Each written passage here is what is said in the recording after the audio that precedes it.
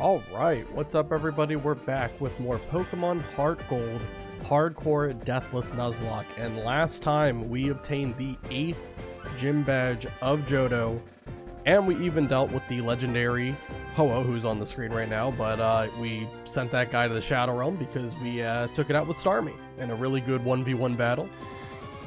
And now, we're finally here, we're ready to go forward to the Kanto region so that we can take on the Elite Four. Now, this is not the end of the run. If we beat the Elite Four, that's not the run's over or anything like that, and we did it. No. We're going to go all the way through Kanto, all 8 gym badges there, and then we'll fight Red for the true finale. But the Elite Four is still something we're going to have to get through to get to that point. So, the hope is that I have come up with a good enough strategy to do so, and we can make it through without any problems, but we'll see. Also, how you doing, Doctor? We are back. And hopefully, we can just have a nice stream, and everything goes exactly the way I plan, and no tomfoolery goes awry. Let me go ahead and pull up the stream, and then we can go ahead and get started.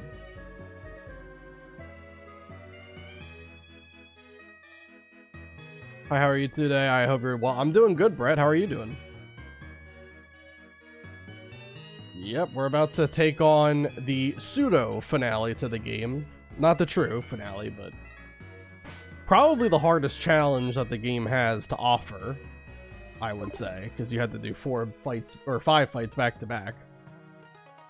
Do I have Crobat in here? I do not. Okay. I need Crobat to fly us places. We need to have everything prepared for the Elite Four. So I'm gonna go grab Crobat really quick. The stream will be good for I am here. You're correct, Doctor. How could I possibly think anything would go wrong? Alright, Crobat... I don't know. Who do I want to bench for this? I like all these Pokemon, really. I feel like I should have Crobat, though. Crobat is nice. Do I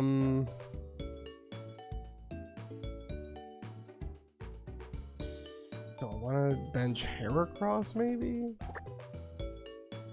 I think I might bench Heracross. Yeah. Although I will have like 4 Pokemon that are weak to Electric. That is kind of annoying. I think there's only 1 trainer in the Kanto region, like on your way over to the Elite Four, that has an Electric type Pokemon. Outside of Silver. Silver has Magneton, but his fight is very predictable, and we'll have the opportunity to swap out our Pokemon before then. Alright, I think Quagsire should be fine. As my only true answer to Electric. Okay. You doing good? Had a good weekend with my parents. My mom had COVID, but my dad and I didn't. Oh, man. Yeah, stuff is going around because my parents are... Oh, also, I think the stream is lagging a little bit. But yeah, my parents are going through something too. So, I don't know. Something's in there. The stream's still lagging? Oh, I'm just noticing it. Hold on. Hold up. 1 second. There we go. Okay. It's the 3rd time she's had it, man. Oh, and I think it actually did disconnect this time, OBS. It did in fact disconnect.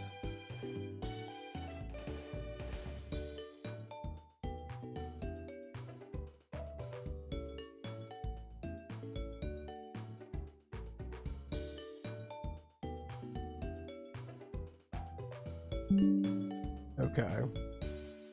OBS is saying it reconnected.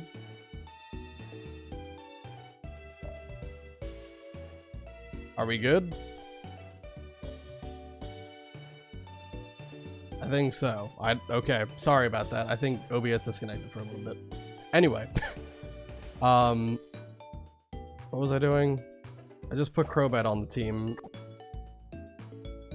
I don't remember, but Anyway, I think COVID cases should always remain safe in isolation in a safe place called Wampa Island. Oh man, it's not fun dealing with COVID. Absolutely not. I don't know for sure if I ever had COVID, because like the one time that I think I did, I never actually tested myself. That was a couple of years back. Anyway, I'm gonna go to Goldenrod, and we're gonna do some preparing here before we go towards Kanto for the Elite Four.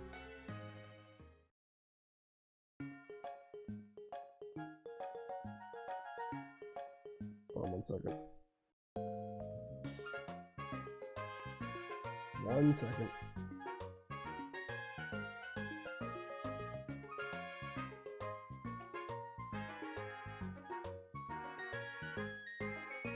Trying to pull the stream up so that I can actually make sure everything looks good, because that was a weird mishap that only took like 4 minutes for it to disconnect for a couple of seconds. I'm just making sure everything looks right before we keep going. Yeah, it looks okay.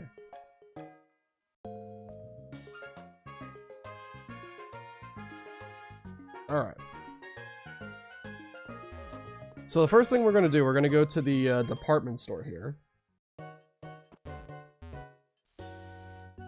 And I think, is it the 5th floor that I need to go to? I don't know. We'll see. Let's go to the 5th floor. And we should be able to do like the little lottery minigame. You do have to pay some money in order to do that. But... oh wait, no, I guess it's the 6th floor. Let's try that. Yeah, I think this is the one. Yes. So you can pay 300 Pokedollars and you can get like a whole bunch of different like berries and like some special Pokeballs, maybe even a TM. We actually want to do this to specifically get berries though. We could, you know, plant a whole bunch of them in the couple of planters we have to get some more, but that would take time. And we kind of want to get to this today, so I really want to get Persian berries and Chesto berries. There's plenty of safe places in Wampa Island. Alright, let's keep on going. Repeat balls we can actually sell for like a net profit here. You pay 300 to enter, and I think you can sell repeat balls for 500. I really think all the Pokeballs they give you from this sell for 500. That's a Persian berry. I don't know how many we want. I would say probably just having like 5 Persian berries and maybe just a couple of Chesto, maybe like 3. Should be plenty. But yeah, we just got to make sure we get what we need here.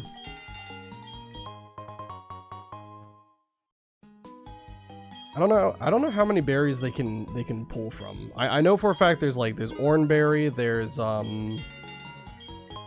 Pecha, obviously, Chesto, Cherry, Persian, Ross, and Asper, so I guess, what is that, 7?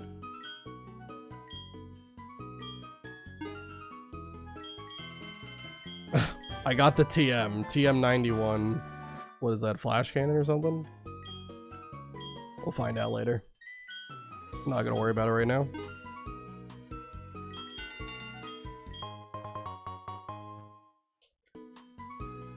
Oranberry.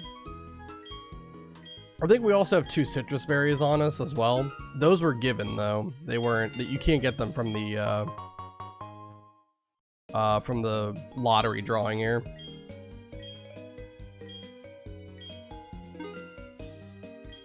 I would put it into speed up mode too, but last time I did that, bad things happened, so I'm not gonna mess with speed up mode.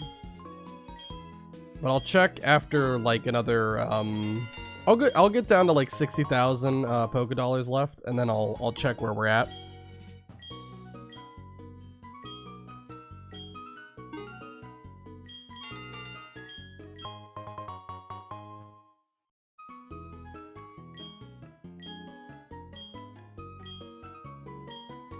Right now we're not getting anything great. Cherry berry, no.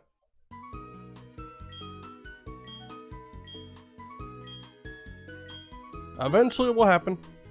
I just need to make sure we have a certain amount so that we're all prepared, because we are going to have to fight 5 trainers back to back, and all of them are going to be... they're going to be tough.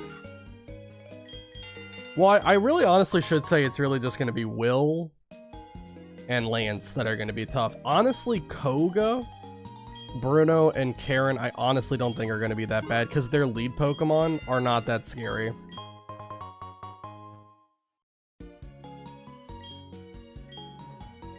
And honestly, Will's lead Pokemon isn't that scary either.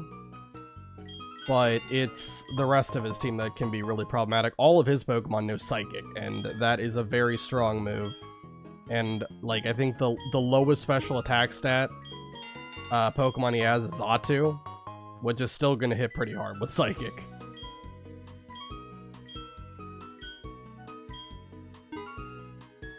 But I got a plan for it. Can't promise that it's going to work, but I do have a plan. How you doing, Froggy?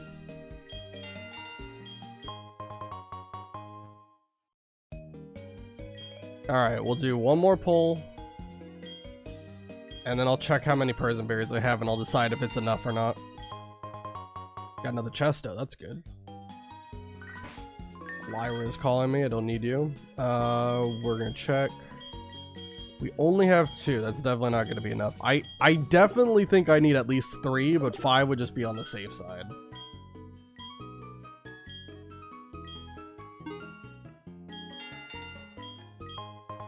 Okay, there's another Persian Berry. I'll do like another 10 pulls, and then we'll at least go fight Silver, because I'm going to need the Persian Berries for the Silver fight as well. See if I have to use any up from that battle. Alright, this is 2. Getting a lot of repeat balls, we can just sell these. You're doing good, Froggy? That's awesome. Glad to hear it. Alright.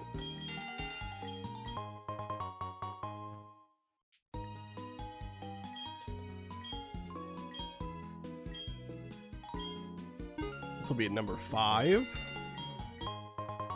Keep getting repeat balls. I don't know what the chances are with the lottery, like what the different odds are for getting the number 3, number 2, and number 1.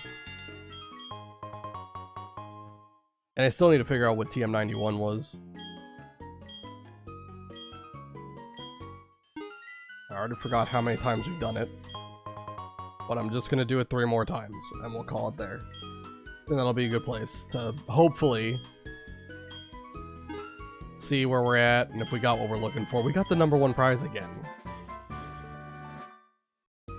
I can get the number 1 prize multiple times, but I can only get 2 Persian Berries.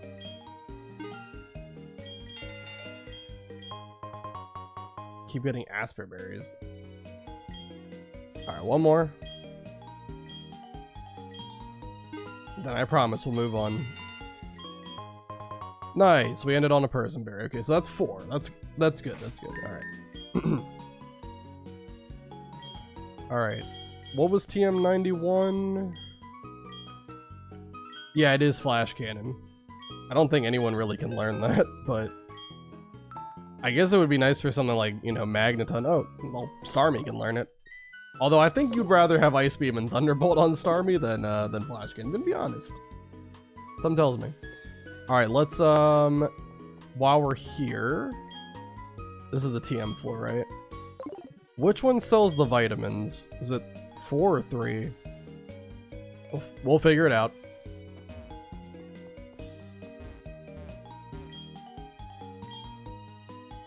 Okay, here we go. Alright. I definitely want... Oh, we already have 3 on us. Alright, I'll just buy 1 extra one of this.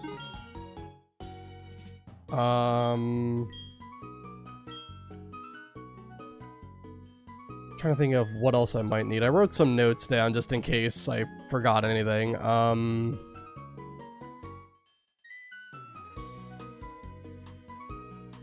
don't think we really need any more vitamins. We could just get more just in case. Never skimp on protein. You don't want to become Chipotle. Don't worry. Maybe I'll just buy some zinc. Well, might as well. We have a fair amount of money. We are gonna need some money, for like full heals and some potions, but not too much. Not too much. I'll buy 3. Can you buy hyper potions here? I'm not sure.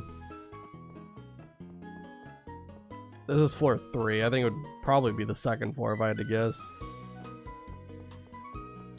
Alright, are you where we can buy potions and stuff? Yeah, you can buy hyper potions. Alright, yeah, I'll definitely just buy like 10 of these. We're gonna be completely broke by the end of this. And we'll buy 10 of these. I think we'll be fine, though. I really don't think we're gonna need all this. Alright. And then let me go ahead to the medicine pocket, and we can use... Where is it? We'll use these protein up. Well, actually, there's a certain Pokemon I want to use them on, so I don't have them in my party right now. But I'll use this calcium on Espeon. Let's do that. And we'll use an iron on, let's do Gyarados.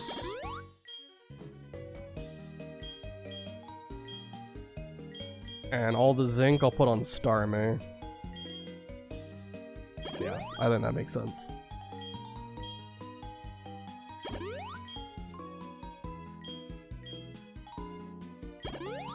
Cool. I also have an HP up. Sure, we'll put that on Starmie as well. Okay. Yeah, the protein we'll use later. I mean, why wouldn't they sell hyper potions in the Silver Tick department store?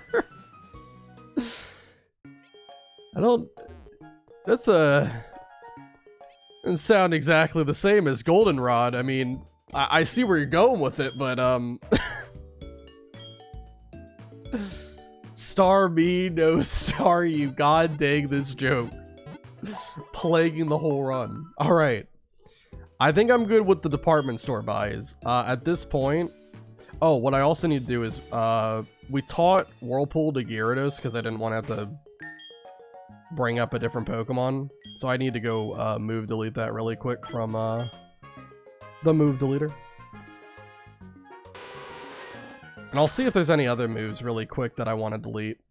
I definitely want to keep Surf on Starmie. We're going to need Surf anyway to get through Victory Road. Or at least get to Victory Road, I should say. Yeah, we'll definitely replace Rain Dance with Substitute. I'll see if I have a TM for that or not. Yeah, I like the moveset for Quagsire. We're gonna get rid of Whirlpool for sure. I don't like how this is ordered. But yeah, I do think that's gonna be Espeon's moveset. We might make a change to Feraligator's moveset, but not right now. Let me just go to the move deleter. Are they in here? Yeah. This person, okay. Alright, Gyarados. You're gonna get rid of one of the worst moves that any HM has ever been. 15 base power, 70 freaking accuracy. Yep. Alright, and what does Gyarados know to? So I know what to teach him. Alright, so I'm gonna get 2 substitute TMs at the very least. Might even get more. Unless, do I already have them? I don't think so. I think we checked last time and I didn't have any sub. No, I have 1. Alright, well we're gonna need to buy 1. Okay. So go back to Goldenrod City. We got plenty of coins to buy this, so it won't take too long. If you want to run a Star Me, nah, Star You, you have to pay the pun tax. Is that really the requirement? Whirlpool, just in case you were running a Nuzlocke and you had to miss half the time to compensate for that incredibly high base power. I know. It's almost on the same level as Constrict. One of the most elite moves. Alright. Let's buy, yeah, let's buy like, maybe 4.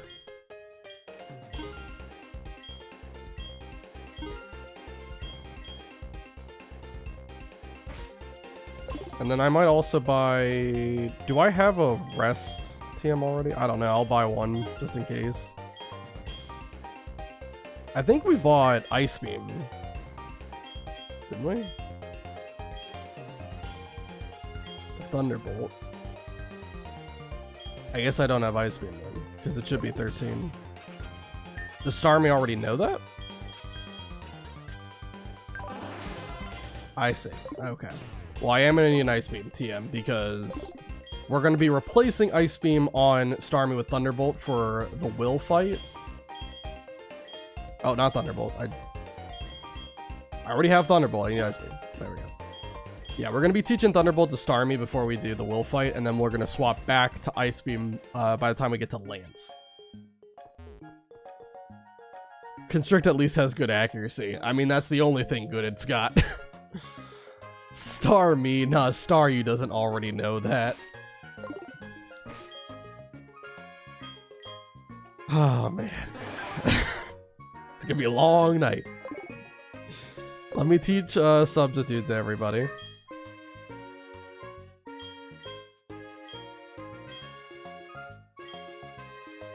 Constrict also has speed control. It's like a shitty Nuzzle.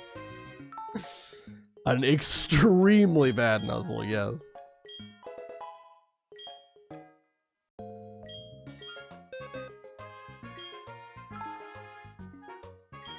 Alright, teach Sub to both of you.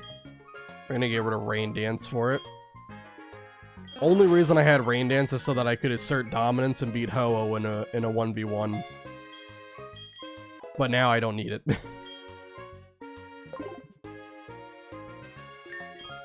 Alright.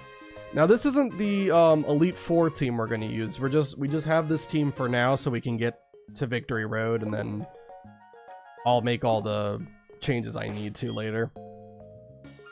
Who doesn't need Rain Dance anymore? Blink doesn't need it anymore. Doctor?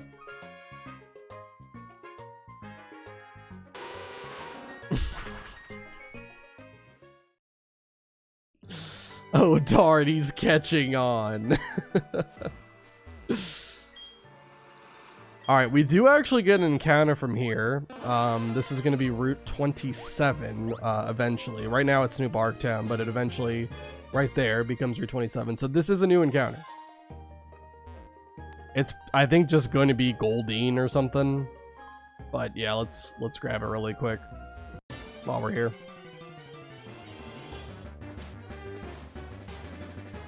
Can't be Tentacle. I don't know if anything other than Tentacle shows up. I'll give it a couple of tries.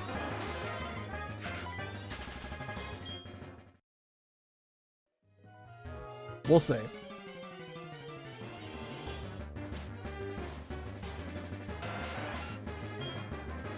I mean, I'm going to tell you right now, Goldeen, if we did get it, it's not going to get used. The Elite Four. Spoiler alert. But might as well get the encounter while we're here if we can. It might just be Tentacle that appears. It might just be Tentacle. I'll go ahead and check. Was that Tentacle? No, that was Tentacruel. Not cool. Alright, let's see. It's Route 27.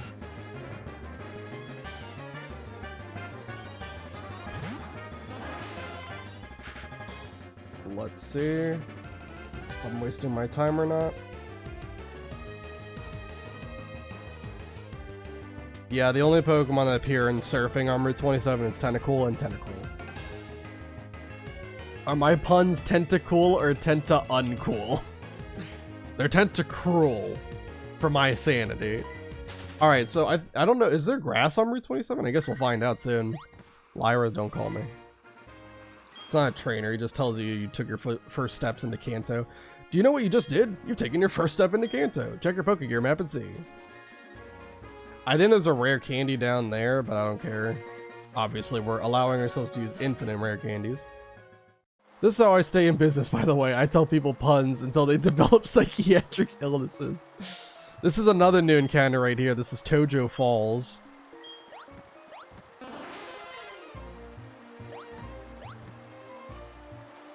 Oh, I guess they changed it, and the item is now behind the waterfall instead of being to the left. Because I'm pretty sure in Gold, Silver, Crystal, there's just like a little platform on the left side that you don't have to climb the waterfall to get.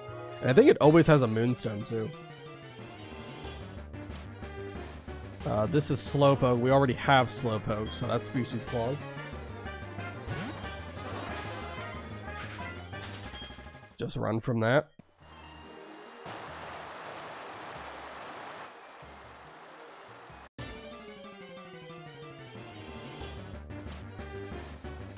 Another Slowpoke. What's the next challenge run? I haven't decided yet. I'm debating between two things. I'm not sure if I want to do another Nuzlocke like back to back, because sometimes these Nuzlocks are a little bit draining on me. All the preparation that goes into it. Eradicate, it doesn't have a Pokeball symbol next to it, but we do have a Rattata. I think we caught that from like Route 30 or something. But yeah, we already have Rattata, so this is Species Clause. Can check my notes. Yeah, Route 30 was where we got Rattata from.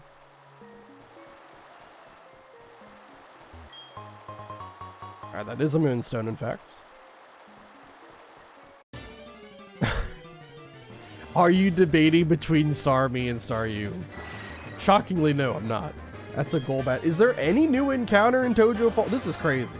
Let me check Tojo Falls.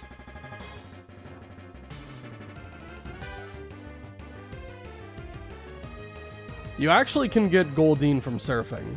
Alright, then we'll go grab Goldeen really quick. Because I don't believe we've gotten Goldeen anywhere. At least I can't remember getting Goldeen. I do not have it written down anywhere, so yeah. Alright, let's get in the water.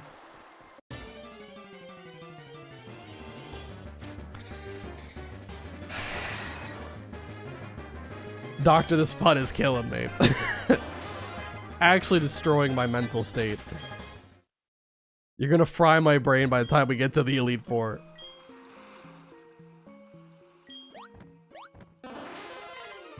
Alright, let's get in the water, find Goldeen, and then we'll at least have that encounter done. There we go. Goldeen, it is new. Let's go ahead and just throw Pokeballs at it. I really don't think it's going to take that long to catch. Don't honestly have that many Pokeballs on us. But it should be fine. It's Goldeen.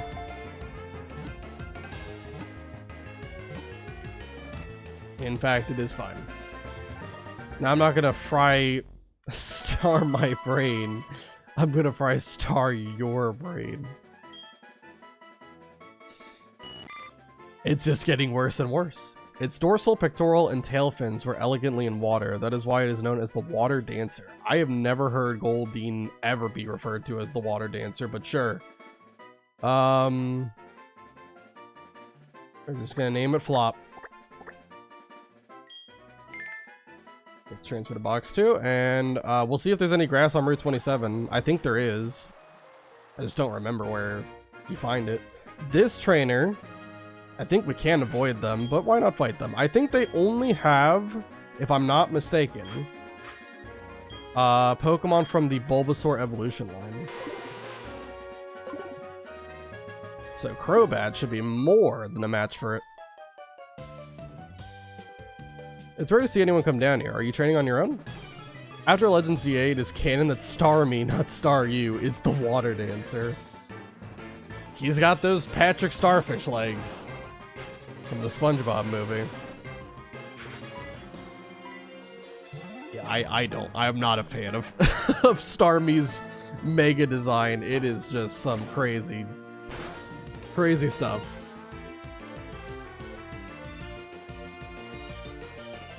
Patrick Starmie or Patrick Staryu? Both. Alright, I'm just gonna heal up. I'm sure Bulbasaur really can't do anything against Crobat, and we can just take it out with Fly. Hopefully just take everything out with Fly, really.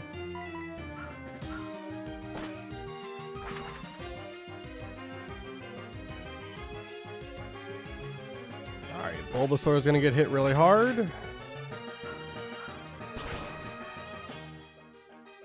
And that is enough to take it out. Next one I think is going to be Ivysaur. No, they're just going straight to Venusaur, alright. Ivysaur is like the forgotten child. Alright, Crobat, go up in the air and then come back down. We are close to the cap, so I probably shouldn't be fighting a lot of trainers now that I think about it. Kind of forgot, but yeah, the level cap only went up by 1 level. I know some people who do Nuzlocks like to set the level cap to the 4th Elite Four member. I don't like doing that. I think that makes the first 3 Elite Four members a complete joke if you do that. Because like in this example, like you'd be 5 levels above Will, and that makes it so much easier to hit like any and all ranges to kill his very strong Psychic type Pokemon.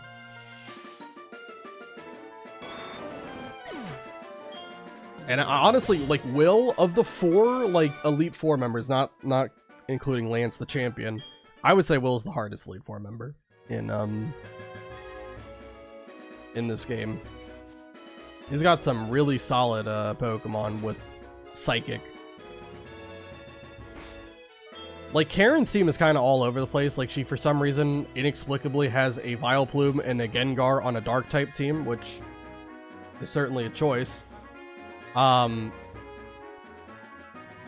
Koga, I mean, the Fortress is scary, but he doesn't usually like to go for Explosion, and he will normally opt for, like, Swift, I think, as his offensive attacking move, which is just completely irrelevant. And Bruno's entire team is just bad. Hitmonchan, I guess, is fine, but he leads with Hitmontop for some unknown reason.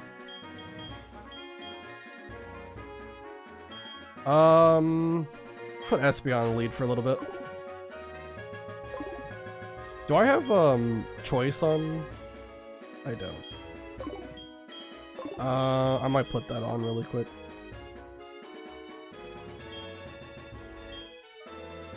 Yeah, oops. Choice specs on Espeon. Okay. Wait, Patrick, you haven't heard that pun before? What, do you live under a rock or something? Yes, SpongeBob, I do. This person gives a TM, I think, right? Nice to see a good trainer. Here, a gift for your journey. Yep, obtained TM37. I think it's just Sandstorm. Yep, it's a move that inflicts damage on both your and your foe's Pokemon. However, some Pokemon, such as Rock and Ground and Steel-type Pokemon, take no damage. There are other ways to avoid taking damage. I'll let you figure it out. Yeah, it's if you have safety goggles or an ability like Airlock or Sand Veil or something. Anyway, I'll use one of my repels here because I don't want to deal with all the encounters from the water. And I'm going to try not to fight the trainers. Usually I try to fight most of the trainers I come across, but we are really close to the level cap, so I don't want to... And of course, here's the grass, now that I put repels on.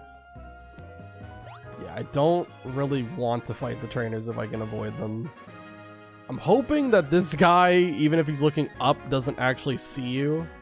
It doesn't look like he did, because he did turn at the same time.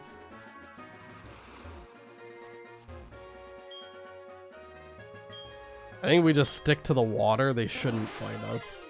I don't think there's any swimmer trainers here. Hopefully not. If we had Whirlpool, we could get that. And this is a new route up ahead. Alright, well then I guess I'm gonna have to wait for the repel to run out. I thought I was being smart, but I didn't realize the grass was right here. So we just gotta bike back and forth. There we go. Alright, now we can actually get our encounter here. Hopefully. Unless all of the Pokemon here are Species Claws. But Doduo is not.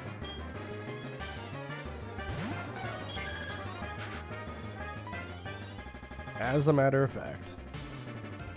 Might no pursuit, but I'm pretty sure we'll be fine. My Espeon has a plus defense nature. So I'll just go straight to Crobat here. Didn't even use pursuit. Oh, and I also forgot to update the team. I'm still running around with the wrong team setup. Alright, so did we take off Gyarados? No, we have Gyarados. I think the only one I took off was Heracross for Crobat.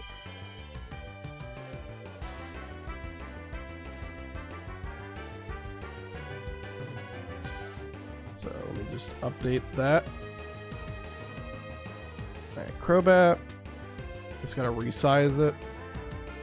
Because OBS loves auto-resizing it. There we go. Okay. And he's fixed.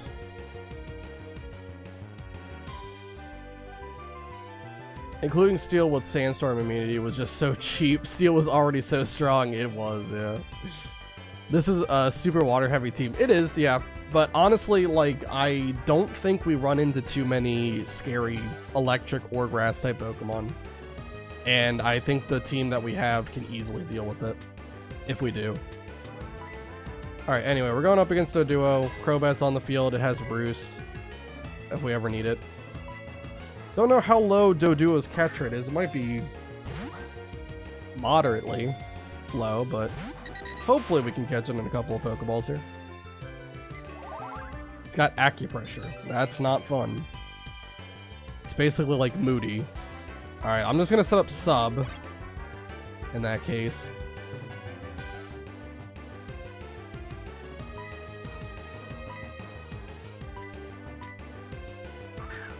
I might try weakening it. I might try using Bite or something like that.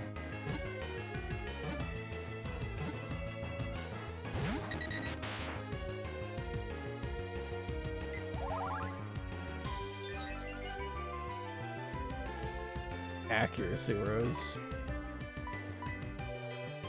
I'll throw one more and then we'll use Bite one time.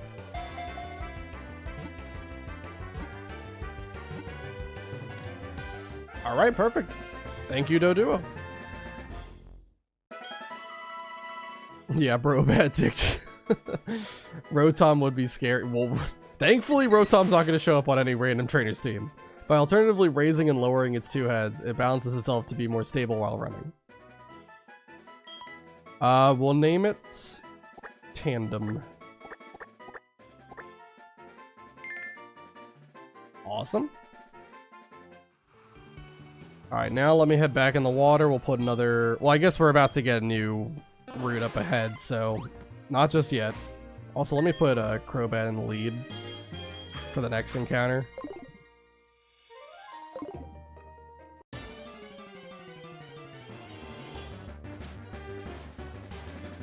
Hello, Tentacruel. I always call my Dodrio bird brains. I mean... They put their heads together.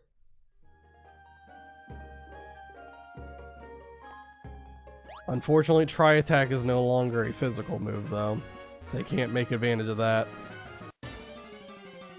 Is there a hidden item here or something? Wait, is this a new route yet? I don't know. I didn't see if it updated the route or not. Let me see. Check the Pokegear.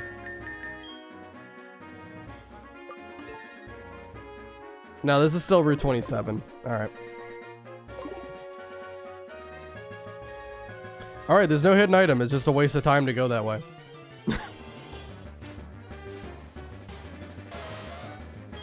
Good, you got a Ponytail. New route, more like Star U. What in the world? What is happening right now? Destiny Knot. Alright. It's a weird one. It prevents attraction, and it's also a really good item for breeding. I don't know if it was really that good for breeding back in Gen 4, but I know it's really good nowadays. Alright, let's just ignore this person.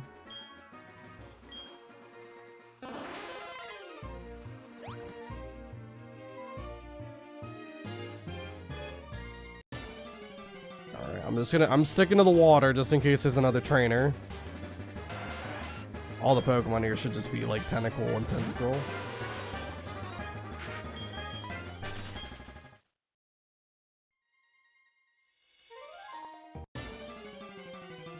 We're so close to getting to the land, please.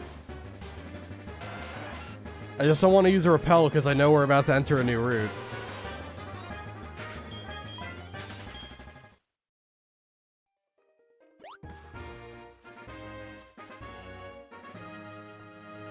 Are there any trainers on this bridge? Do you spin? You spin. Incredible. Well, considering you're a fisherman, you probably have water-type Pokemon, if I had to guess. Quagsire could be a good one.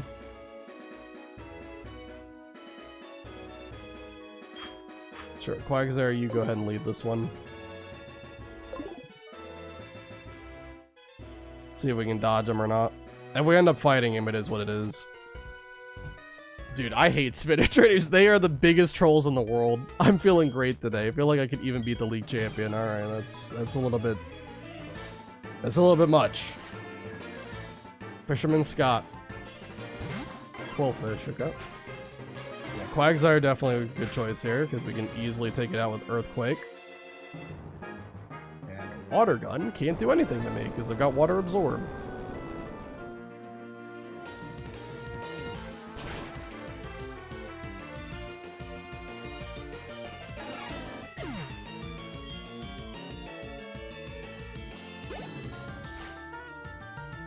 Seeking. Much stronger Pokemon, but I think we'll still be fine if we just use Earthquake. Although I might have to watch this god dang animation play out. Come on, Quagsire, we can one-shot this guy. No problem. Wow, he actually lived. He might have Flail now that I think about it. That would do a lot.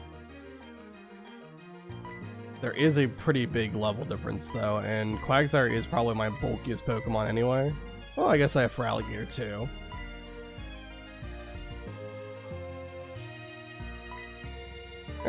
I believe, based off of what Fury Attack did, even full power Flail probably doesn't do too much. Probably. It did use Flail though. Yeah, it did like 43, that's fine.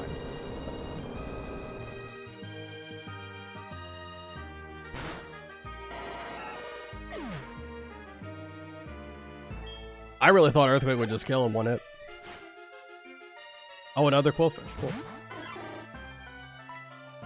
Alright, well, we know how this went last time, so Earthquake, take it away. This might get Quagsire to 42. Which is not what I wanted.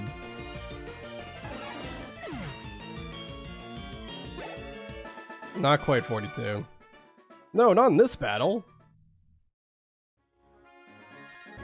Alright, Quagsire, I need to not have you in the lead slot. Put Espeon on the lead for a little bit. I think there's a rest stop coming up. Do you spin? You better not spin, man. Okay. Are we on Route 26 yet? Where are we?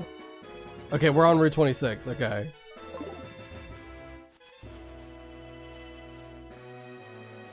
Do you spin? Okay. So this is a new encounter, whatever we get here. How you doing, Dino Fan? Alright, Doduo is not it. We already have that.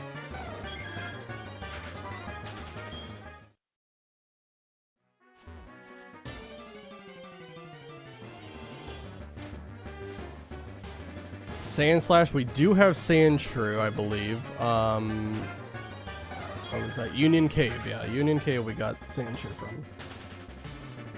So that is also not a new encounter. It might be guaranteed to be Ponyta based off of what we saw from the previous route.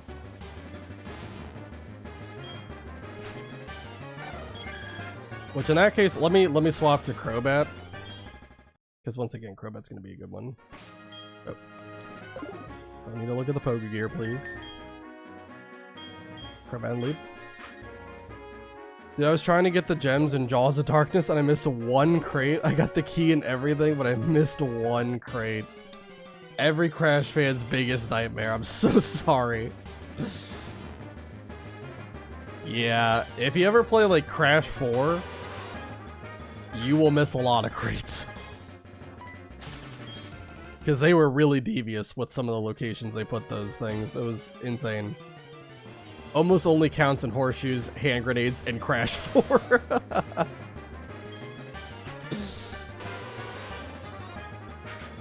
True words.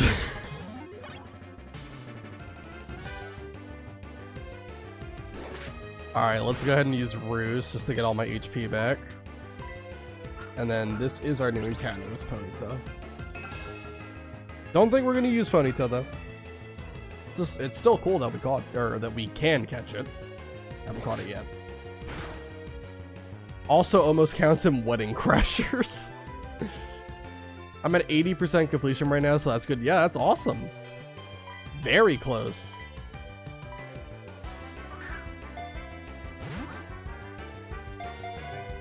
Alright, come on, Ponyta. Let's get in the Pokeball. Nope. That's probably going to break sub. It's fine, though. We'll just make another one.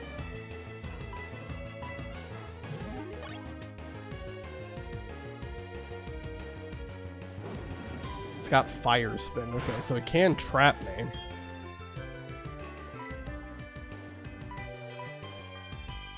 Oh, that's fine. Crobat. If you're going to be trapped with a Pokemon, I would prefer for it to be Crobat, who has a recovery move. Anyway, Ultra Ball caught the Ponyta.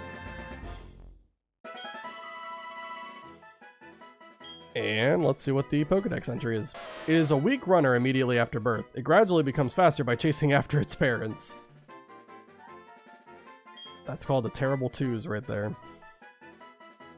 Alright, female Ponyta.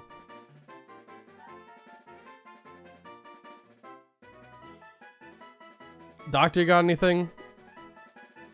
I guess I should call it Ponyta Shoes. What?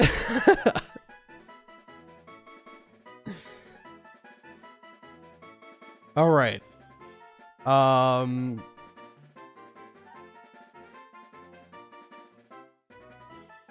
dang, I'm trying to think of like... trying to think of something. My brain is not working today.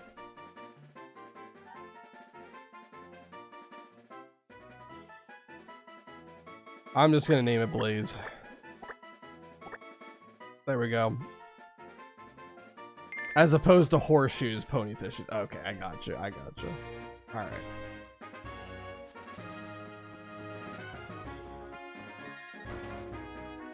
Alright, let's go up here. We can rest at this place. Did you think you were lucky to find a place to rest right where you needed it? Don't be reserved. I look forward to people's smiles. Let your Pokemon rest here. Don't know why they had to frame it like that, but okay. There, your Pokemon are looking good. Keep at it. Also, I think your brain is working okay. Otherwise, you need a ventilator to breathe for you. Thankfully, we're not at that point yet. But I don't know how far off we are. You never know.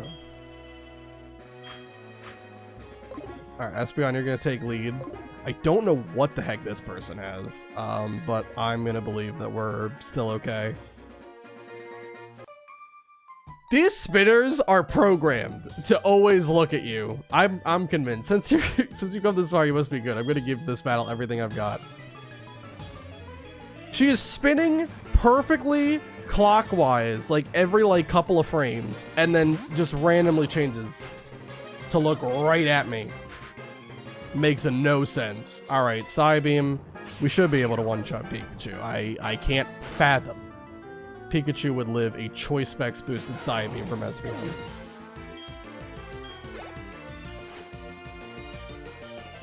Blastoise. Alright, big boy. I'm not really sure what Blastoise is going to be able to do, but I have to imagine Quagsire would be a good choice, considering it has Water Absorb, right?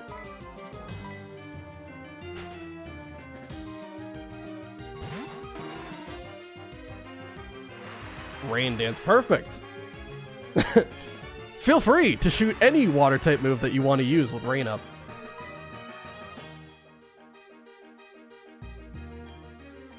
I'll use Yawn, I guess, first. I don't think Earthquake's gonna kill in one hit. Don't flinch me. Thank you.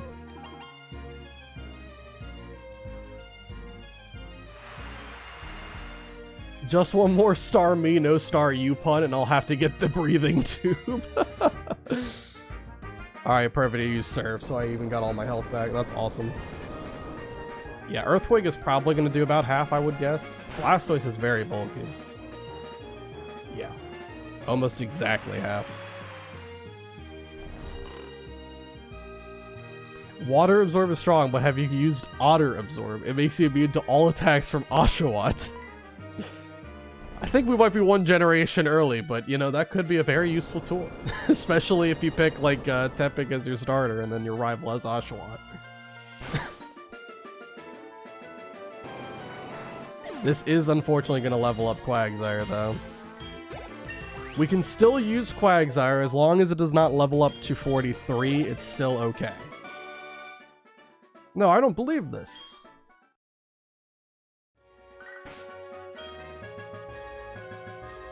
Alright, yeah, I'll keep Espeon on the lead. I think there's a trainer coming up that has a Parasect, though.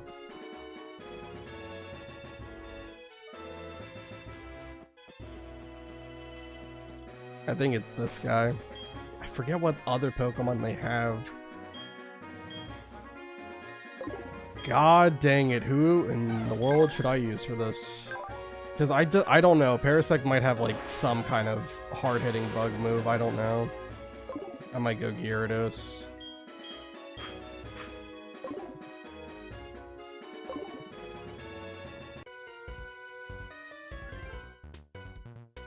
By experiencing tough battles, you gain power. You're down to your last Pokemon. His Samurott is going to end your Nuzlocke. Nah, my Quagsire's got Otter Absorb. Big dubs. Alright, Gyarados. Come on in. Will you substitute here? Don't know what this Victreebel has to hit with, but we'll figure that out, I guess. Razor Leaf, that's fine. Just don't crit me.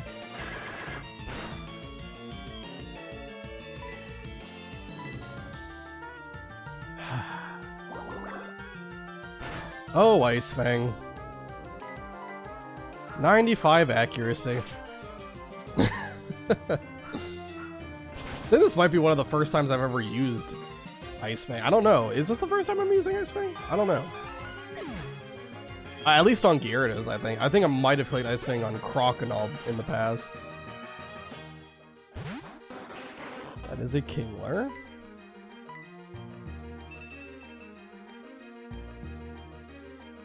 Oh my god. It has a lot of defense, so this is probably not going to do too much. A little more than I thought.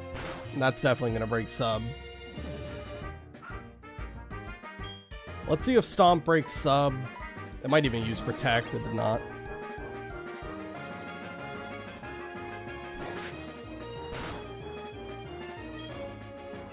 Okay, it doesn't break Stomp, so we're good there. Hopefully we get a flinch or something, so I don't have to lose sub again. Oh, or a crit! Perfect!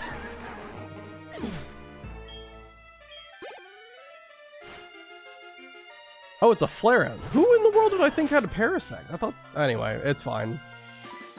There we go. Alright. Well, Flareon's gonna die to Waterfall here.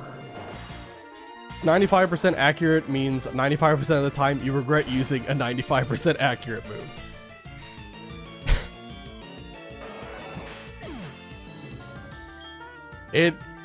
I hate anything that doesn't have 100 accuracy though, because it always seems like it picks the worst times to miss. That time it was fine.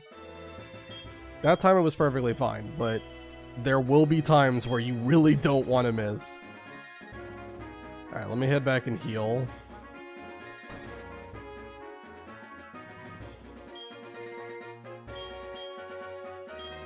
Go ahead. Do your little spiel so I can do it. The player only misses when it counts. That's how it feels like sometimes. Alright, let's do... I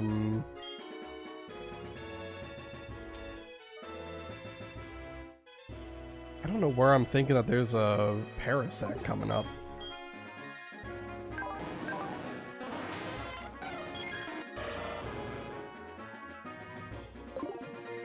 Let's just put for Alligator in the lead. I trust for Alligator. If we do see a Parasect, then... Oh. Man, they're gonna make me fight all these trainers right at the end? God, this sucks. I don't want to over-level, you goddamn scumbags. I'm making my final preparations for the Pokemon League. That's great. That's so great. I'm so happy for you. For Alligator? No, this one's for Crocodile. Oh my god, I had it wrong. This is the guy with the Parasect.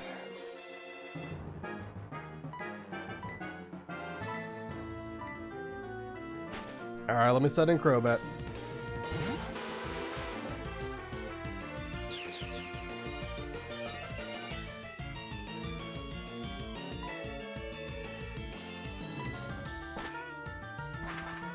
Tick to the rescue, yes. Trying to use Spore on me, rude. Alright, Fly will easily clap it. That is a 4x super effective move right there.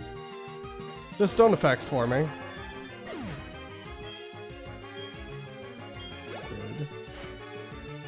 Alright, Golduck. You might know Psychic. You might know Psychic.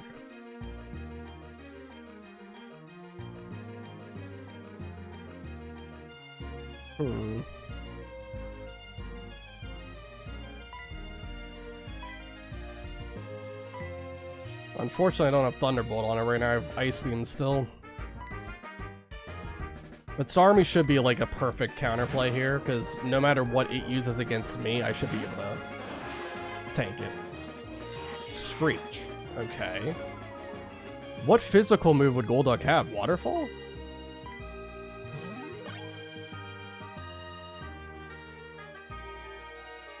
A Psychic, okay. I figured it would at that level.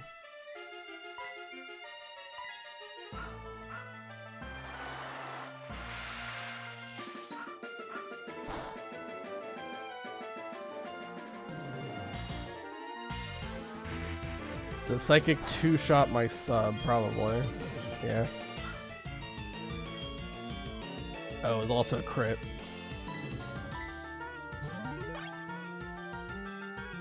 Whatever it uses against Staryu is probably better than what it uses against Star and me.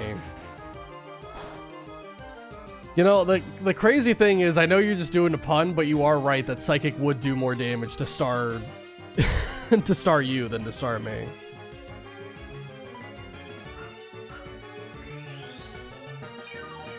The Staryu is not a Psychic type.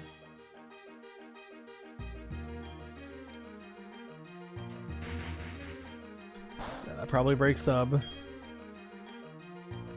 Just kidding. Alright, so we actually can take 2 Psychics. Gladly take that. Also has Water Pulse.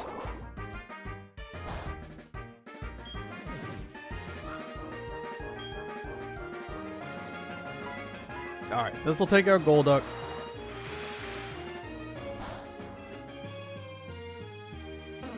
And there's still one more Pokemon you've got. What you got?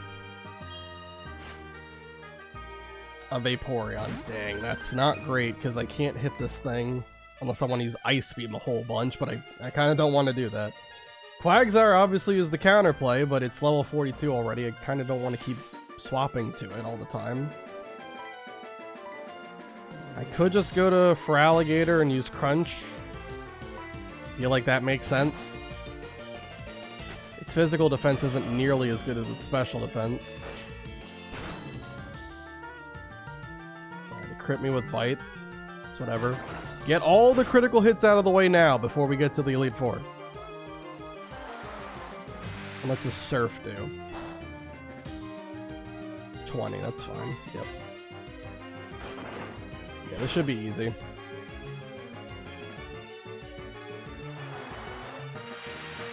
Alright, we'll go back and heal again. I don't know if there's there probably is another trainer, honestly. I didn't realize that there was this many trainers right before you got to the gate that goes to Victory Road.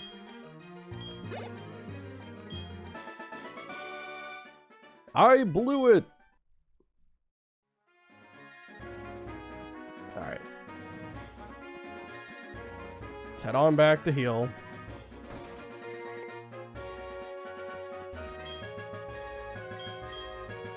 I wasn't trying to fight all the trainers, but here we are, fighting all the trainers.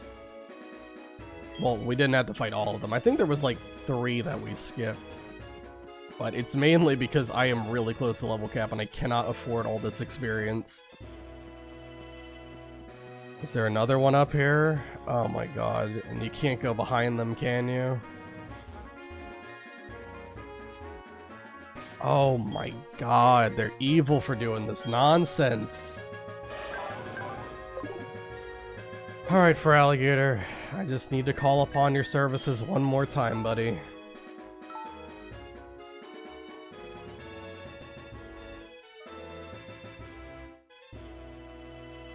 Hold on 1 second.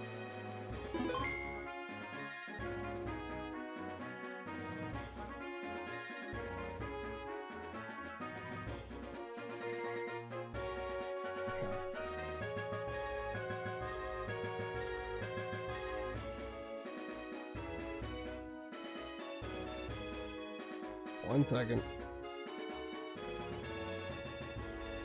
Got it. There we go. Alright.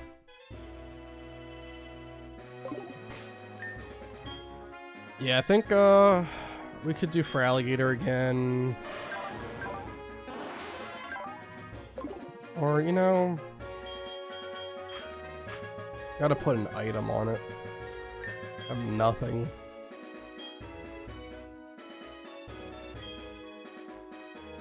For now, we'll just put Metronome on. It's something.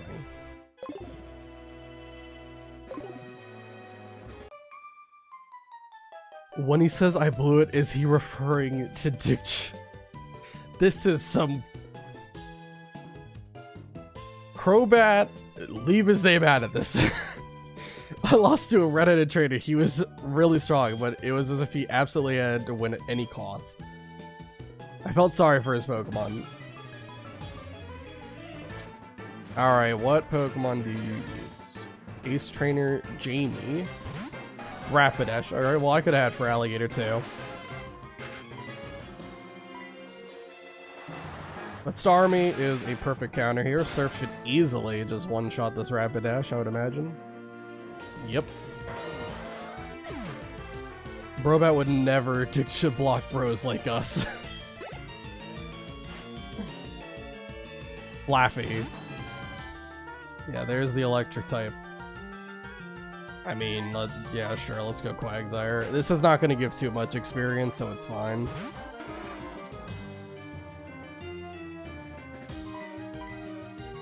I don't even know why they didn't at least make it Ampharos. All the other Pokemon that we've been fighting have been fully evolved. Other than it's just a random Flaffy instead of an Ampharos.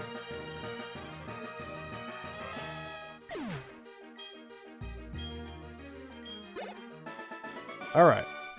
Pokemon aren't tools of war. Ampharos is level 34. Hey, that doesn't stop Lance from evolving his Dragonite. You're very good at battling. We should battle again sometime. By challenging a tough trainer, we're not exchanging phone numbers. I think there are items over here, and since I fought every trainer, I guess I might as well grab them. Is there a hidden item in that rock, too? Max Elixir is actually pretty good going into the Elite Four. Never know. Okay. So I think if we enter this building,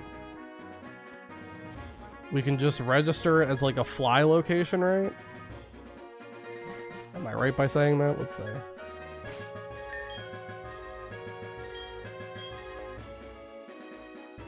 Yeah, you can just fly here now. Perfect. Great.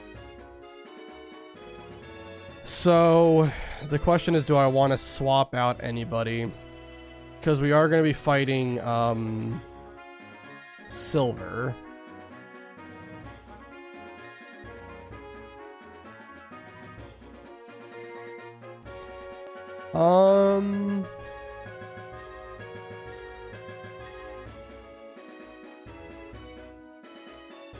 I think I might bench Gyarados really quick for Tauros. I do believe he has Haunter with Shadow Ball this time around. I don't really think that would be that scary, but just in case, let's do that. And also, while it's on my mind, let's also fly to Cherry Grove City.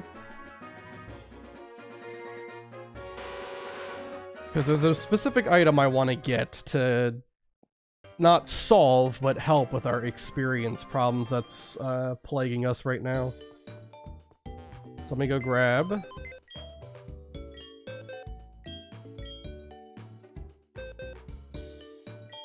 Put box 1. I'll grab Tauros over Gyarados. Just so Haunter's not too much of a problem. I don't really think it would be a problem, but you never know. I'll level up Tauros to the rest of the team.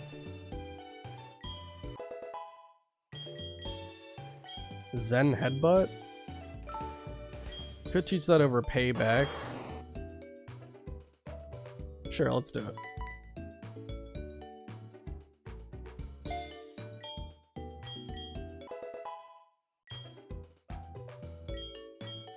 Yeah, we'll get Tauros up to like 40. I think that'll be plenty.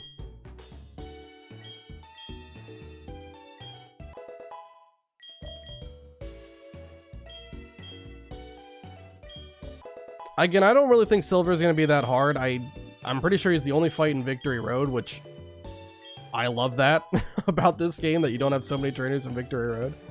But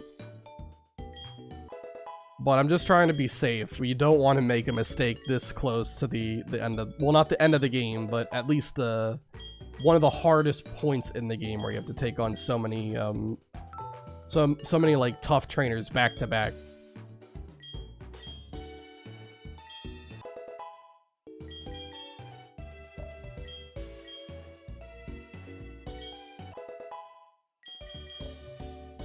Alright, 3 more levels. I don't know if Tauros is going to learn anything really that great.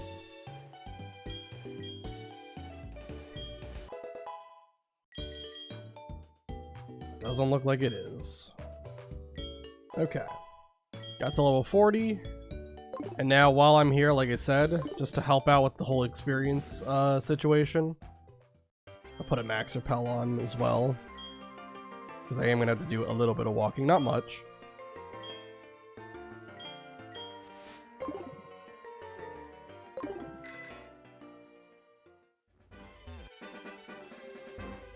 Alright, we're gonna go up here.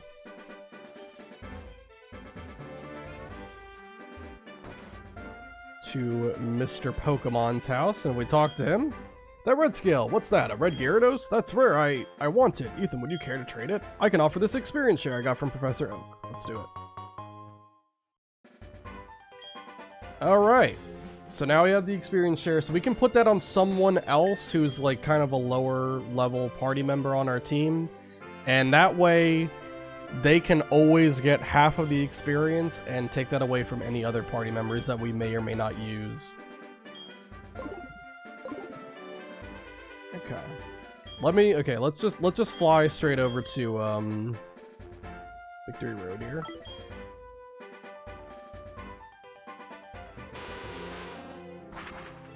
We still have to get an encounter from Victory Road. I also have to write down all the encounters we've gotten so far. 27 was Doduo. Chojo Falls was Goldeen. Route 26 was Ponyta. And now we're about to get one from Victory Road.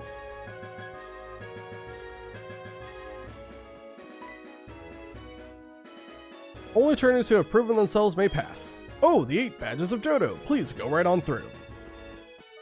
Gladly. Alright, Victory Road. Put Crobat in the lead for whatever our encounter is here. Do we have strength? We do. Yeah, Tauros no strength. Thank God. Or else I was gonna have to go back. Alright, we're good. Is there any like hidden item like over here? Nope. Alright, just wanted to check. Alright, repels effect wore off, and our encounter potentially is Dawnfan. Okay. I was expecting Rhyhorn, honestly, but Dawnfan, sure.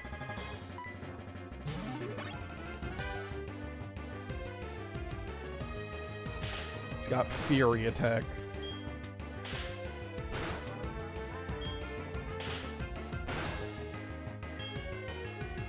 Alright. I'm gonna use Bite on it. It definitely can take a bite. This thing is very bulky.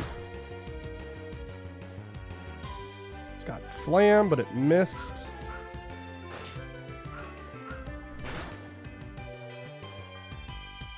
Magnitude, yep. Good work. Alright. And now we can go ahead and just start throwing some Ultra Balls at it.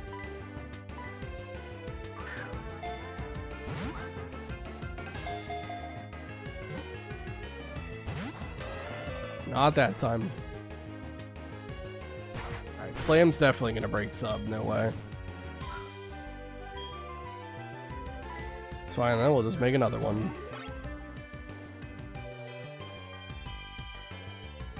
So an interesting thing that could happen is if I use Roost here, now I am protected by sub, but if it goes Magnitude, I actually would be hit by the attack if I'm using Roost.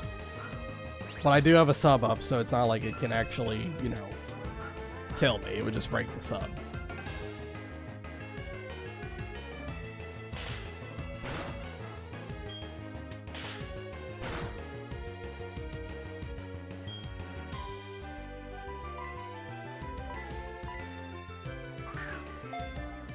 Come on, Ultra Balls, I'm running out.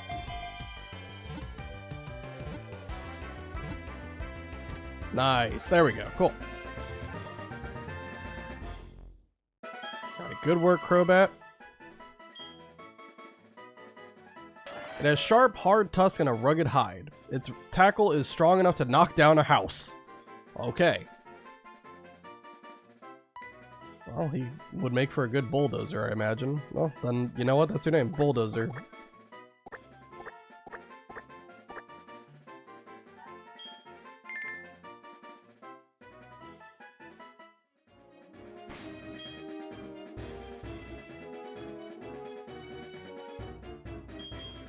Alright. Now I just gotta prepare for the silver fight. I believe he leads with Sneasel this time around.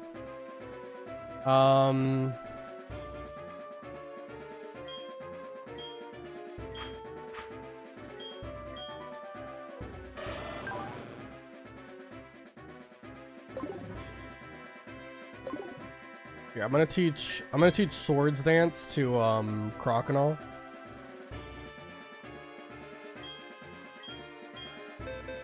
We are gonna be teaching him these moves anyway for the Elite Four, so might as well teach it now.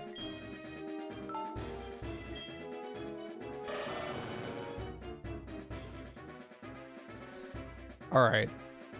I'm gonna get rid of both Ice Fang and Crunch here. I promise you, I think that this is actually gonna be the best moveset for going into the Elite Four and stuff. I'm teaching him both Swords Dance and Sub. I got a plan with Feraligatr.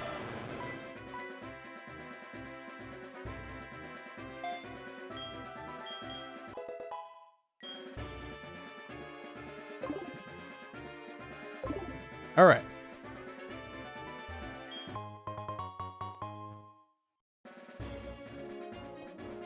Why do they have a oh, I gotta put Max Repels on. Why do they have potions in Victory Road, by the way? Like, not even a Hyper Potion or, like, a full restore? No, we're just gonna do regular potions. Alright, Max Repel.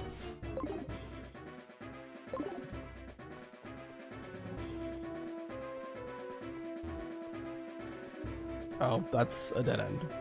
Hilarious. Just trying to get these items. A full heal. I mean, why not? We are going to need some full heals and hyper potions for the Elite Four, so I'll take it. And that just circles. Yeah, that just circles around.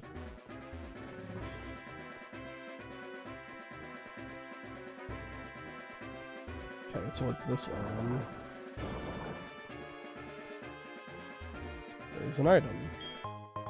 Max Revive, we can just sell that. Any like hidden items over here or something? Alright, nothing from that.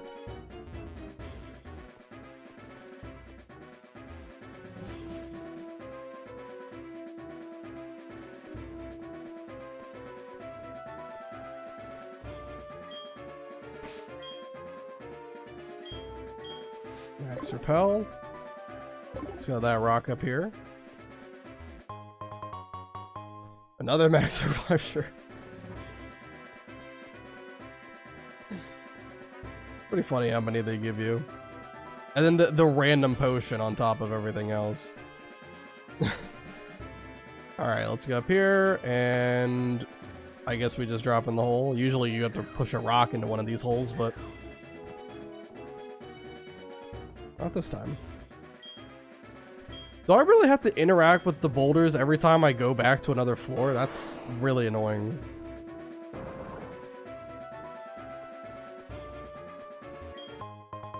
Okay, full restore. That's more like it. There wouldn't be anything here. I think that's just like where you can drop down at, maybe. Yeah, that's what it looks like.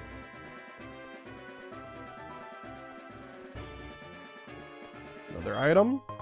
An Ultra Ball, sure. I mean, we have no more encounters that we can get until we beat the Elite Four, but sure. An item behind a bunch of Rock Smash stuff, but I don't really care for that too much. I think one of these holes drops you to where, or maybe it's not this one. There's Earthquake somewhere around here. I don't remember where it is though. We go in this one. Alright, that was the correct choice. Got an HP up out of it.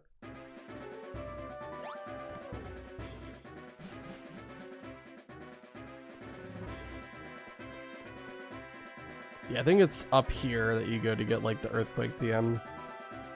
We're not going to really be teaching it to anyone right now, but I still just want to pick it up. Just in case.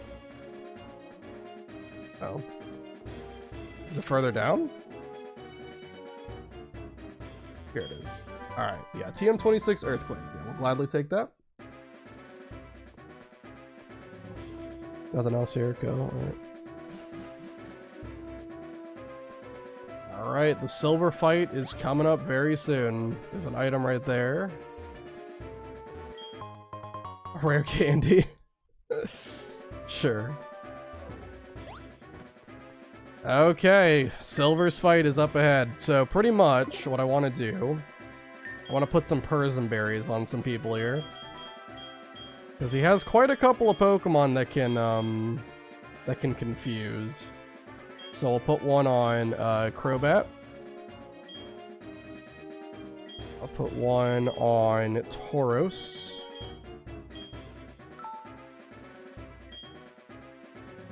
And we'll put one on Quagsire. I think really everyone else can kind of keep whatever items they have. I don't really think it matters too much.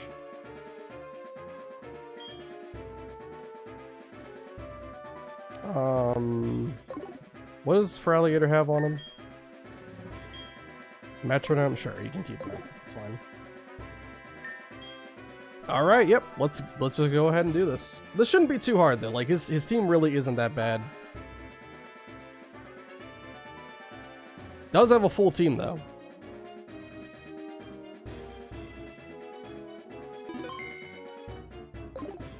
All right.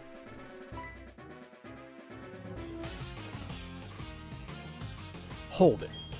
Are you going to challenge the Pokemon League? Victory Road is at its end for sure. But did you notice? You didn't see any real trainers on the way, did you? Man, they were all spineless. Well, the fact that you have come this far means you're not one of them. But Your journey ends here. Because right here, right now, I will crush you. Alright, we're going up against Silver. Last time for the Elite Four. Alright. Send out Sneasel really isn't that scary. It has Feint Attack, Icy Wind, and I think Fury Swipes and something else that's pretty irrelevant. Anyway, I'm gonna go Agility.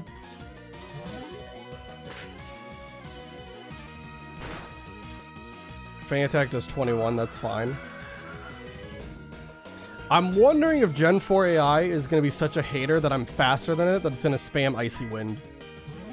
That's what I wanted to say.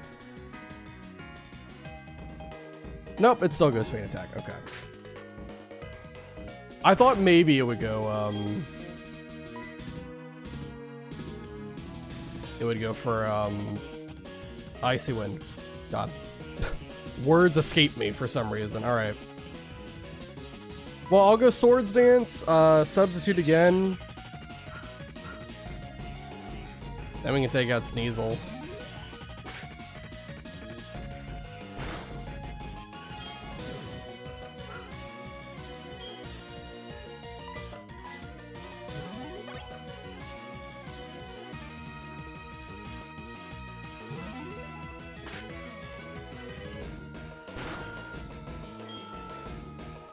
Cool. Alright, Waterfall definitely takes it out.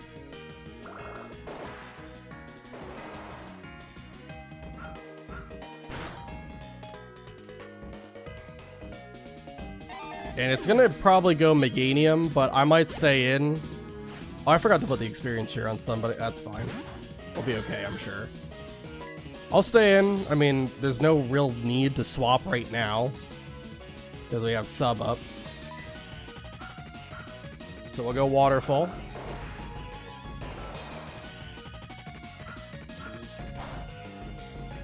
Maybe you get a flinch, possibly? Nope, that's okay. The Petal Dance will do some... Well, it'll do enough damage to break sub, I'll guarantee you that. Yeah. It did, in fact. But now it's locked into Petal Dance, so we can now swap to Crobat.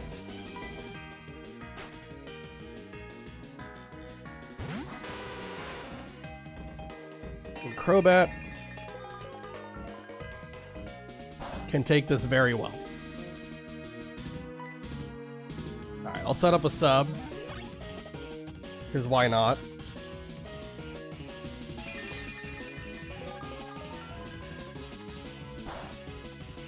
I'll even roost up to full health too, why not? Not like it can really do anything about it. Might as well get myself back to full HP in case I need to go back to Crobat later on. It's confused, so it has a 50-50 chance to hit itself, and it does. We'll go and use Fly. This should take it out in one hit.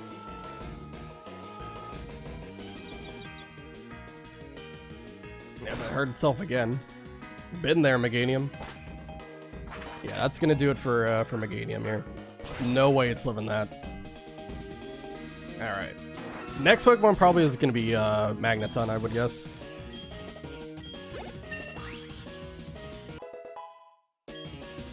Oh, and also I forgot again to update the team. I benched Gyarados for Tauros. Hold on, let me just edit that really quick.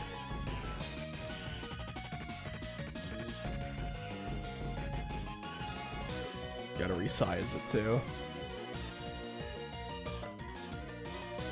It won Kadabra. I just realized. Send out Kadabra.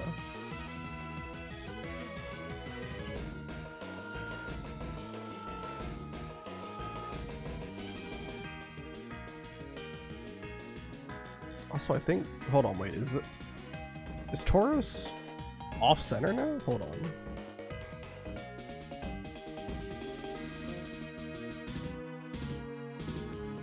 One second.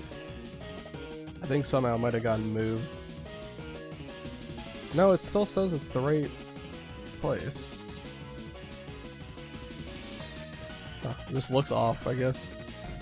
Yeah, okay. Never mind. Alright, well, going Kadabra is certainly a choice. I've got sub up, and I think Bite would just take it out. I outspeed. I mean, we have Crobat on the field. Yep. That is, in fact, a one-shot. Don't really know why you don't go Magneton there. Now you go Magneton. I don't know what Silver's doing. He's certainly doing something. Alright, I'm gonna go ahead and swap to Quagsire on this Magneton.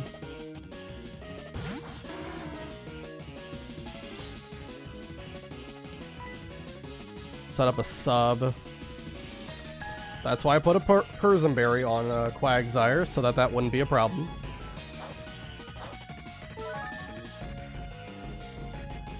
Alright, sub. It doesn't affect Whoopsie, yeah. Alright, we'll go ahead and use Earthquake. That should easily take it out. It's got Magnet Bomb, alright. I wasn't sure if it actually was going to have a way to hit me. But Magnet Bomb does nothing. I mean, Magneton's physical attack is pretty bad, and obviously it's a resisted move.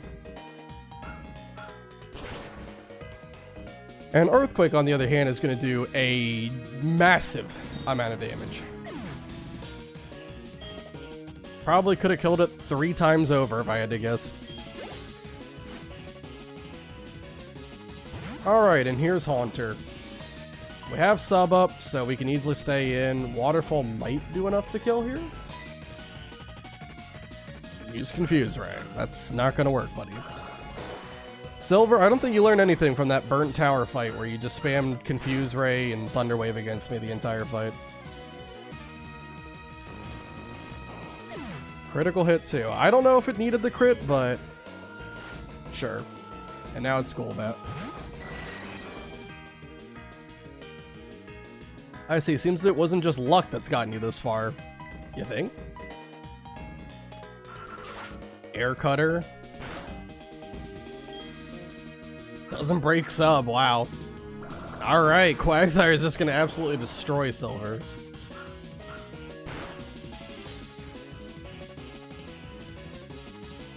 You were too strong. Alright, one more Waterfall, and that should do it. He used Confuse Ray against the sub-Pokemon. Oh, Silver. Classic. Alright, down goes Golbat, and now he is no longer in our way. It's just the Elite Four. Player defeated rival Silver. I couldn't win. I gave it everything I had. What you possess and what I lack. I'm beginning to understand what that Dragon Tamer said to me.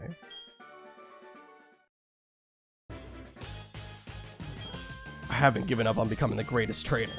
I'm going to find out why I can't win and become stronger. When I do, I will challenge you. I'll beat you down with all my power.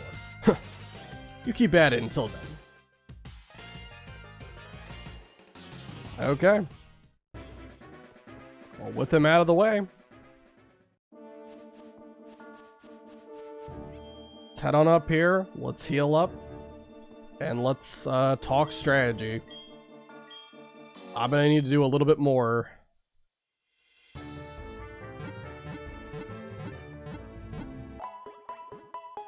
Before we actually go in here. Anyway, I'm busy trying to hype myself up for a garbage green playthrough. What, leaf green?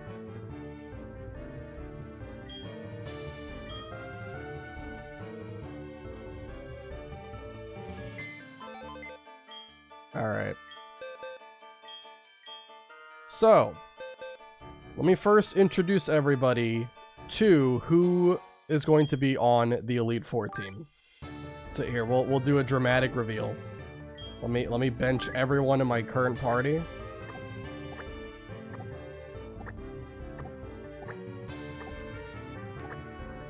Just put Gligar on for a second. Gligar's not going to be a part of the Elite Four team. All right.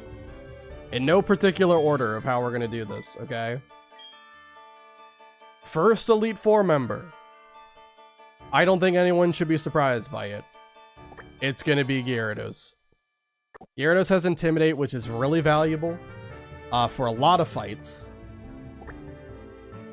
It's also, it learns Dragon Dance at 44, which will be Koga's level cap, so he's the second Elite Four member. You will have to fight Will without Dragon Dance, but we will get Dragon Dance from Koga onward, which is going to be a really big help.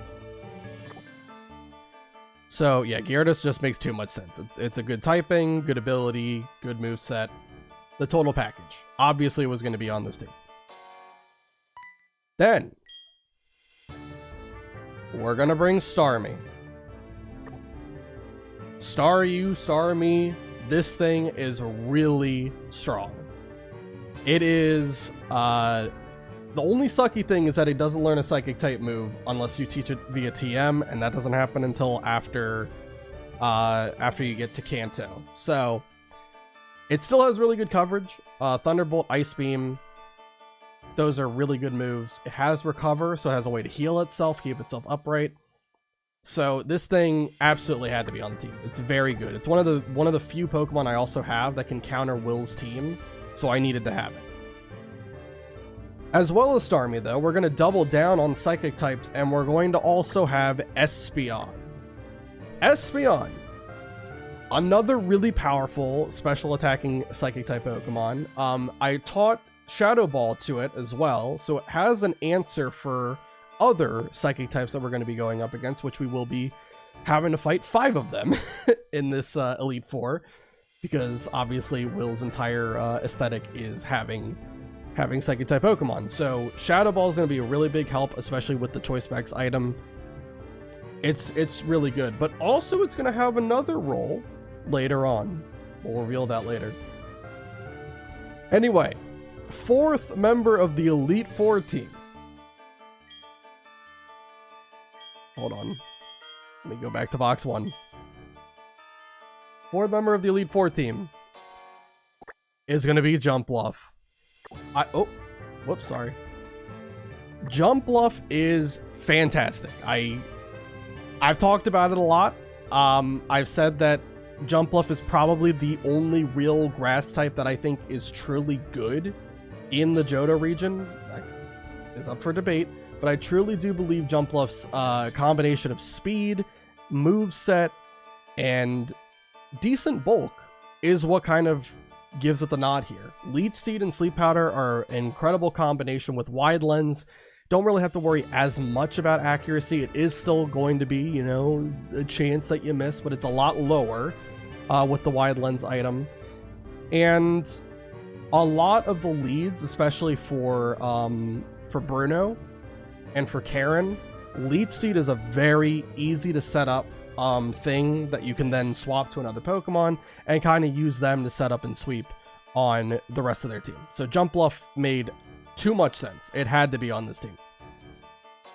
5th party member, and one that was not used a lot, but it's going to see some decent amount of usage here. Forretress. Forretress, physical bulk is through the roof. Its typing is ridiculous. It gives it a resistance to so many different things, only one weakness to fire, and really you're not going to be seeing too many fire type moves in the Elite Four here.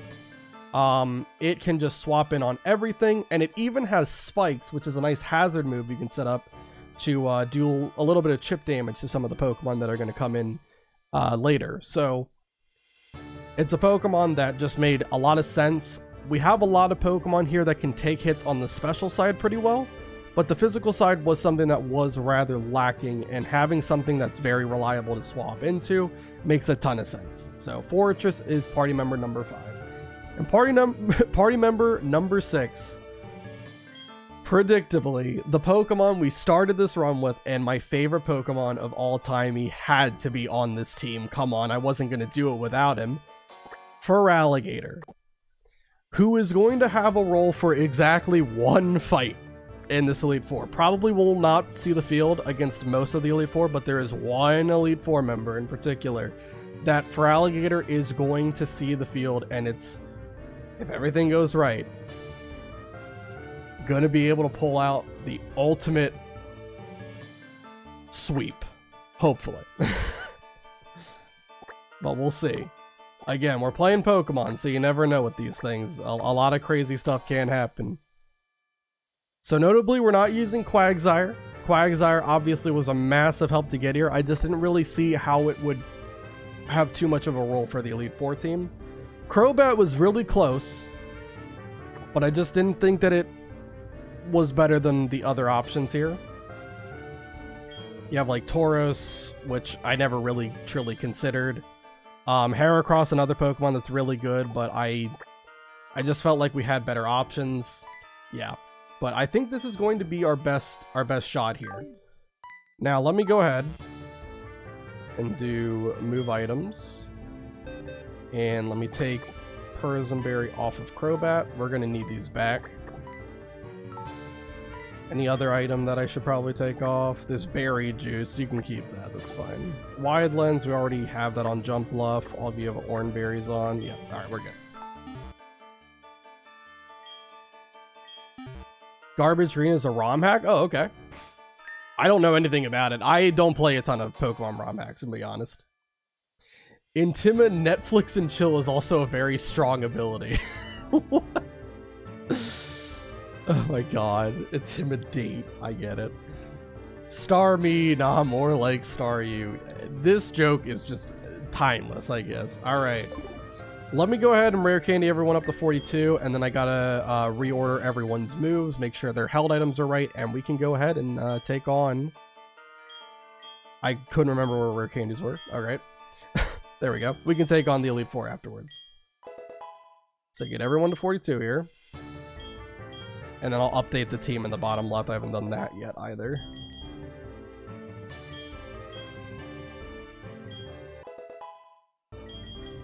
Fortress wants to learn how to explode. No, we're not going to do that. Believe it or not, but in a Deathless playthrough, you kind of can't use the move Explosion. Well, I mean, you can, but you would instantly lose your run. Unless someone has Damp for their ability.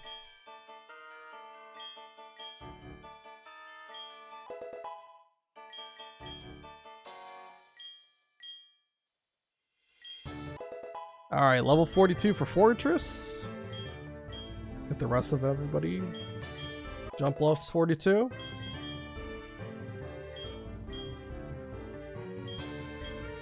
Alright, Espeon.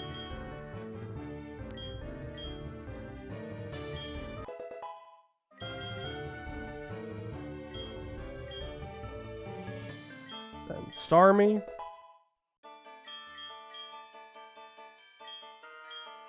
Gyarados.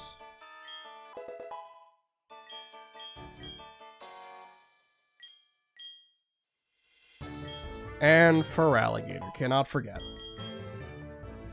Okay. Now for the moveset changes. There's going to be a decent amount, possibly. So... we're definitely going to want to replace Ice Beam with Thunderbolt. Espeon, I think, is perfect. Yeah, Espeon has the exact moves that I want. Jump Bluffs is good. Yeah, Fortress is fine. But there is one thing I need to do with Fortress. This was the Pokemon that I needed to pump full of all the proteins we collected.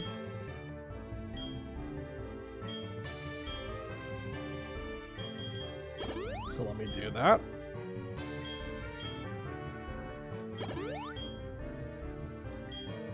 Give him some potentially needed effort values and attack.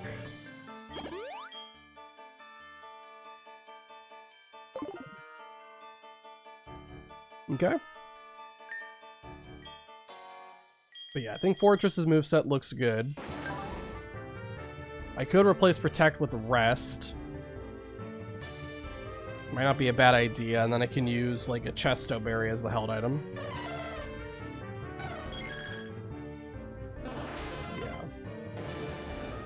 I think Gyarados' moveset is fine, because we're just going to learn Dragon Dance as we go through it. But Feraligatr and Starmie are the ones I want to change. So for Starmie, we're going to teach Thunderbolt. That's TM24. Okay. Teach that over Ice Beam for now. We will teach it Ice Beam later on when we get to the Lance fight, but for now, I want to have Thunderbolt on here. I think it's just going to make more sense. Okay. And then Chesto Berry will put on Fortress, and I'll teach it Rest. Put a Persimberry on Starmie for this first fight against Will.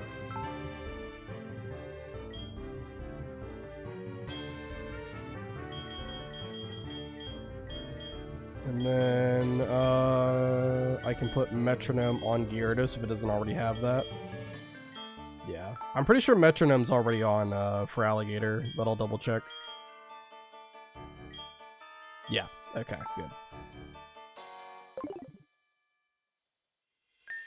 Alright, and then let me do Rest. So, TM44.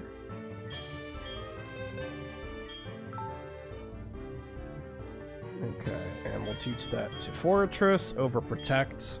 I think it makes a decent amount of sense in combination with Chesto Berry. Never know, we might need it. Okay. And I think officially it's just for Alligator's moveset I want to change, but let me double check before we do it.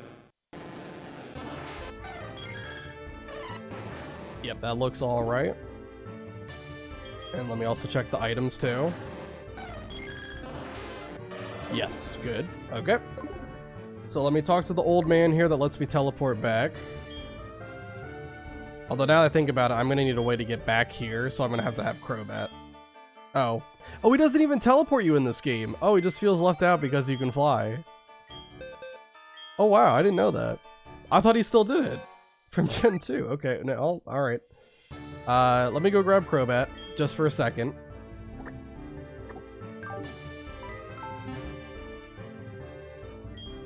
Just for a second. I need to fly to Blackthorn City so I can move the Elite Waterfall for Alligator. Yes, you heard that right. I'm going to be running one attack on for Alligator, and it's not going to be a stab water type move.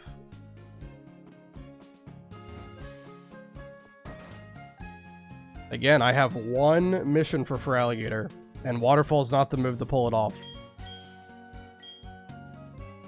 Alright, move, delete, Waterfall.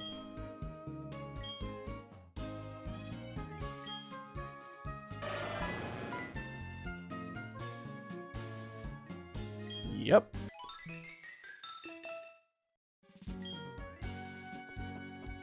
And now, for the move that I will be teaching it. Return. It's pretty poetic that a move that gets more powerful the friendlier you are with a Pokemon is going to be used on not only my favorite Pokemon, but the Pokemon that has been with me for this entire journey. I feel like it's a nice send-off to have this be the move. So, return it is. That is the only move for Alligator is going to know going into the Elite Four. Let's fly back to the Pokemon League. I will update the bottom left of the screen to match. What's happening here? Right. Sorry, Automod was saying something. But yeah, I'll update the team in the bottom left corner. Make sure we have all the items we're going to need for making it through the Elite Four. And we're all set to go. I don't even think I really needed to heal up there. Just force a habit coming into a Pokemon Center. Alright. Crobat, I need you to hit the bench for a second, because we need Fortress back.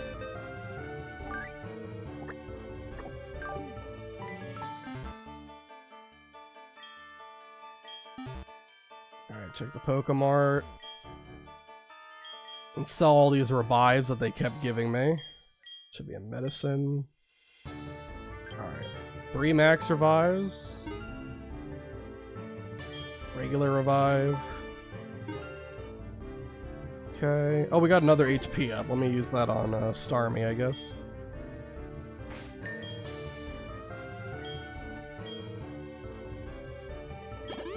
Oh. Okay, we have 2 max elixirs, 2 max ethers, 4 regular ethers. I think that's going to be plenty. Okay. I have the TM for Ice Beam. Yep. Let me just buy some more hyper potions. I think I have 12, but let's make sure we have enough. So we'll buy another 10. I got plenty of full heals. I think I got like 16. Yeah, I do. Alright, we don't need any more. We're good. Alright. Go ahead and list out the Pokemon. The bottom left. So Tauros. Put back on Gyarados here.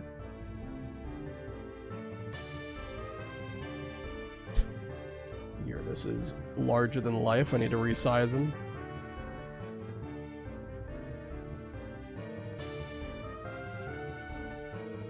Okay. I need to replace Quagsire.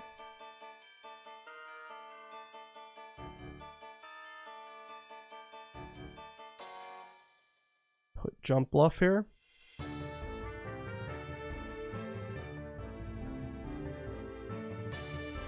Just a little bit resizing here. Good.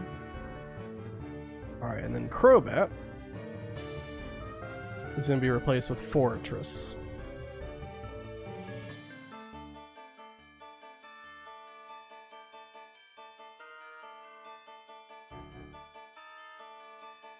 Make it a little bit bigger.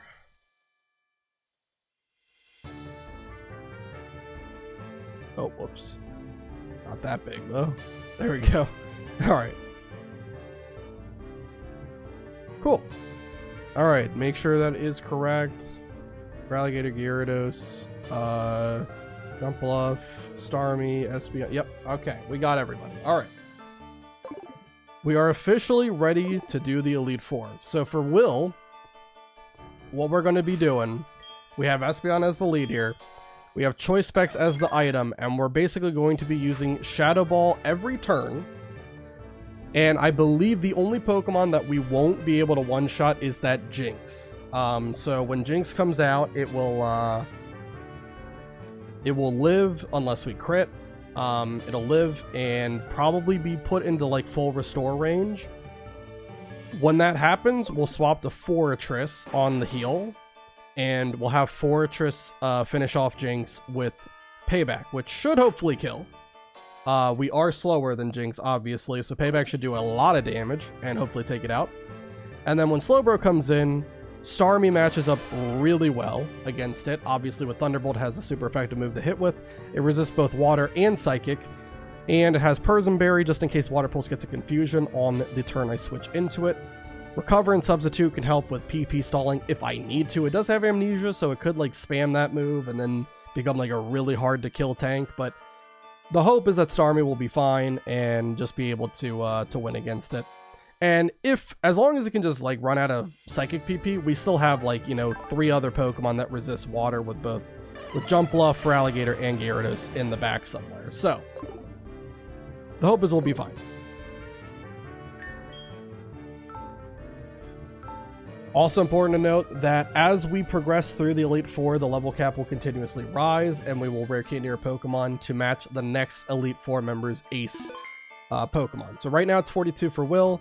Once we beat Will, we'll go to 44 for Koga, then 46 for Bruno, 47 for Karen, and 50 for Lance. Alright. Once you enter this door, you will be facing one of the Elite Four. They are really tough. You cannot exit once you enter. Are you ready? Be courageous and go for it. Let's save the game one last time. And then we're going for it. Alright. Elite Four, we don't have any margin of error. They are going to be throwing everything they can at us. I think we've got the right team. I think we got the right moves and items and everything. And I'm ready for this. Let's do it.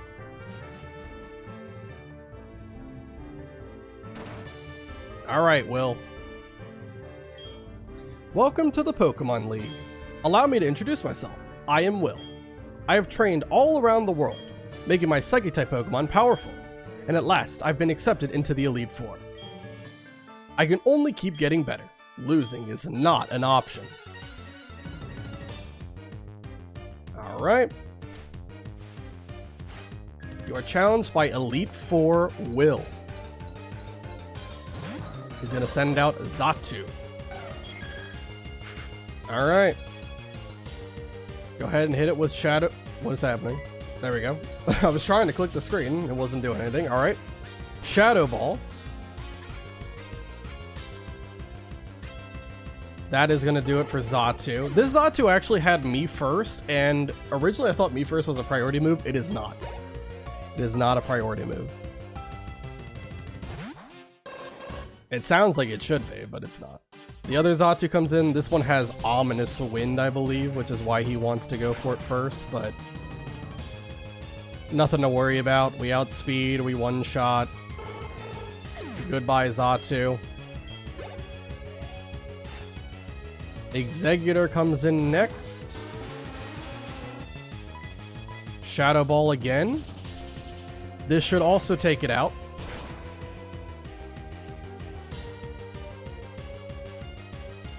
And it does. Now Jinx, I believe, is the next Pokemon that will show up. And Jinx will not die in one hit unless we crit with Shadow Ball.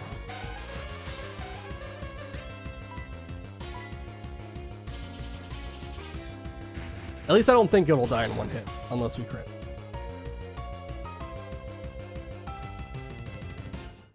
Maybe it would have died, I don't know, but it did not.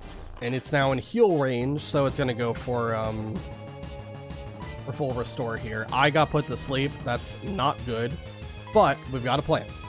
We're going to swap over to Fortress. This is going to be a heal turn, so it's going to go all the way back to full HP. We have a Chesto Berry on as our item, so if it goes Lovely Kiss against us, we're fine. Otherwise, if it's attacking me, it's going to click Ice, or not Ice Punch, Psychic, sorry. It went Lovely Kiss, that's fine. Chesto Berry will wake up Fortress, and Payback will do a monstrous amount of damage, should just one-shot. Payback doubles in power if you move after the target. So, this is a 100 base power Dark-type move, and Jinx is not very physically bulky, so there you go. Super effective, takes it out. One Pokemon left to go, and it is a Slowbro. Espeon leveled up, that's fine. Leveling up during the fight is perfectly okay. You just have to go into the battle at the level cap. That's the only thing. Alright, Slowbro comes in. We Psychics don't give up even when we're down to the last Pokemon. That's what makes us so formidable. Let's pivot swap over to Starmie on a turn. It should either click Water Pulse, Amnesia, or Curse. It will pick Curse, that's fine. It doesn't know any physical moves, so this actually doesn't really help it too much. Other than, of course, the defense boost. I'm going to go with Substitute. And it uses Amnesia, yep.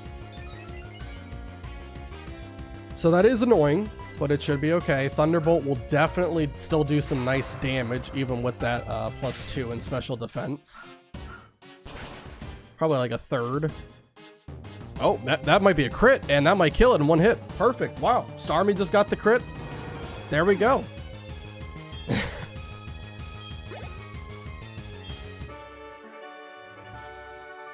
I can't believe it. A lot of money.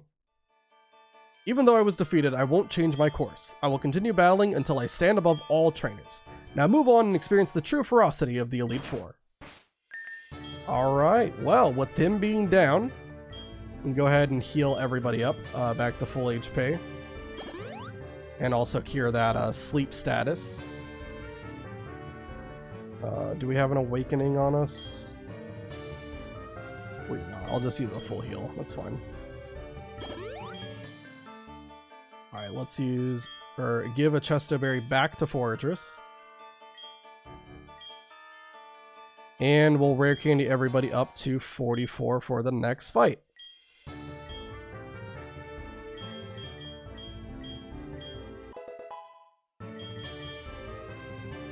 I should update as well in the top left. Level cap is 44 now. There you go.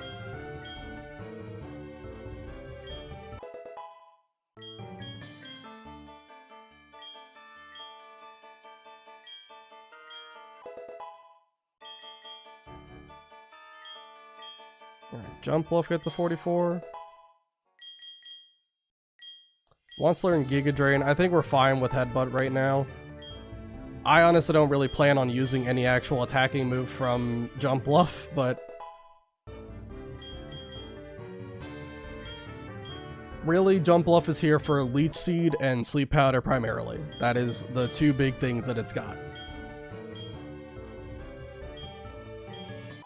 Alright, Starmie, you're going to get to 44 as well.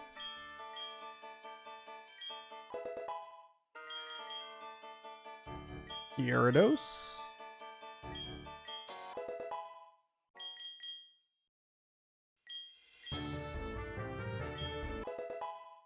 And SP. Oh, and there's Dragon Dance for Gyarados as well. Yep.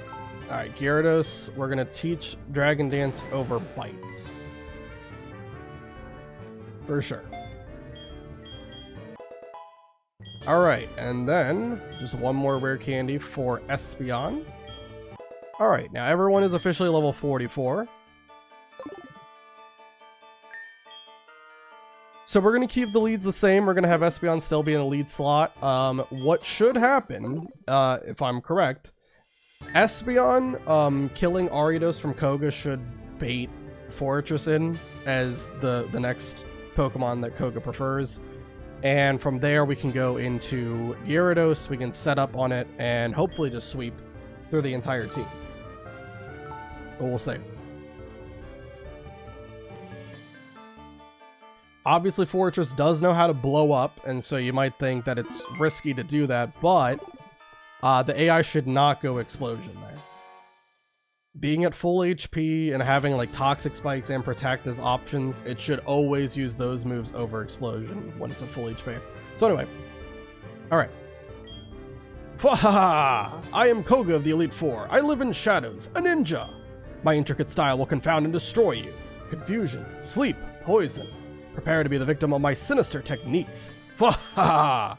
Pokemon are not merely about brute force. You shall see soon enough. Alright. You are challenged by Elite Four Koga.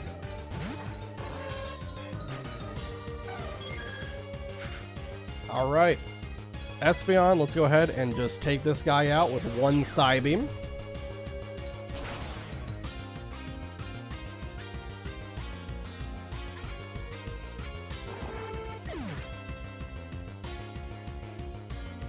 Alright. One down. Here comes Fortress. This is what I thought. I'm going to go into Gyarados. Gyarados is easily going to be able to set up so long as it does in fact use Toxic Spikes or Protect here. Which is what I should be expecting. Yep. Perfect. Alright, so we set up Substitute. It only has Swift other than Explosion to actually deal damage with, and that does not do a lot. It's a special attacking move, and Fortress's special attack is not great. Gyarados also has really good special defense, so you kind of have like a double whammy here. Alright, so let's D-Dance.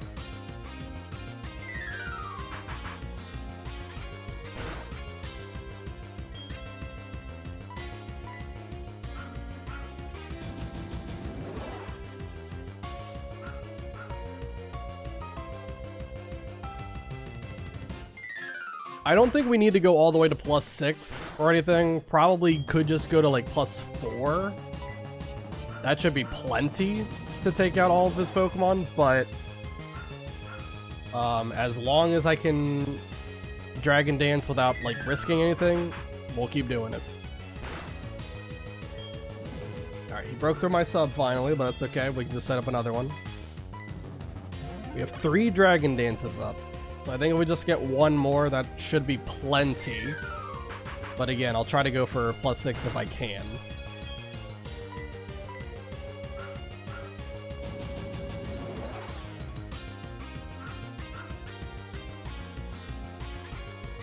I'm surprised this hasn't clicked Protect a single time. I thought for sure it would click Protect at least once.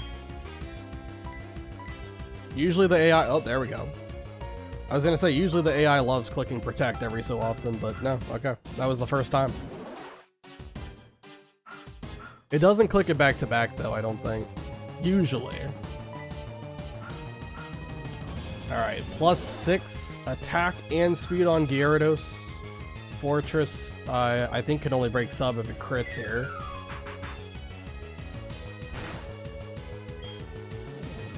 Did it crit? No, it didn't. Okay, well that's fine. Alright, use subs or use protect anyway. So I can get up my sub again. No problem. And now I just have to click waterfall a whole bunch, and hopefully his entire team will go down. I can definitely say this Fortress should go down, even though it is very physically bulky. +6 Gyarados is a lot for any Pokemon to handle. Alright, Muck comes in. Muck is definitely going to die to Waterfall as well.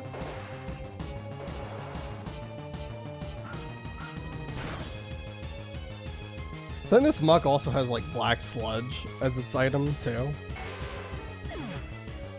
Which is basically leftovers for poison types. Alright, Crobat comes in. This thing is normally really, really fast, but because I'm at +6 speed, no issues with outspeeding it. And again, should be a one-shot.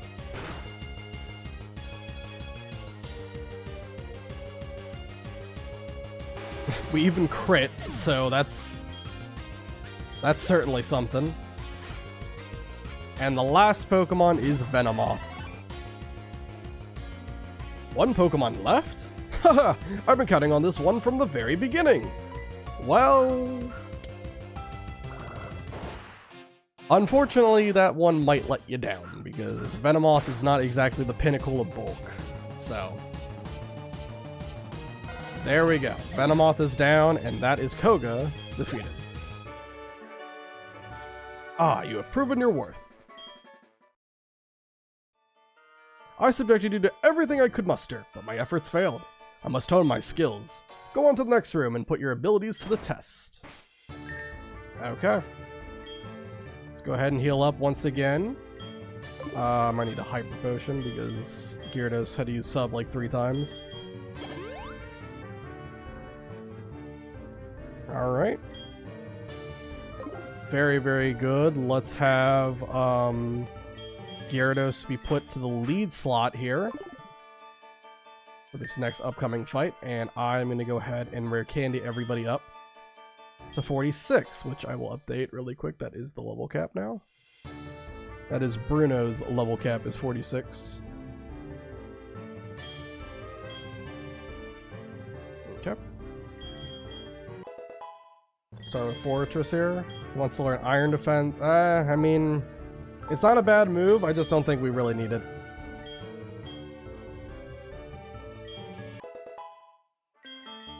Fortress at this point is going to be kind of more of like a pivot role than it is actually like a Pokemon I'm going to keep on the field to do a lot. But being a pivot is still a very, very big, important role to have. So.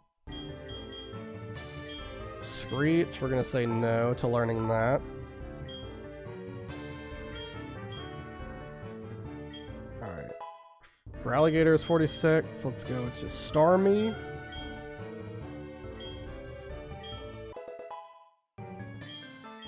So far so good with the Elite Four, but we'll see. Lance is still going to be the big one. Everything I'm doing is working my way up to Lance here.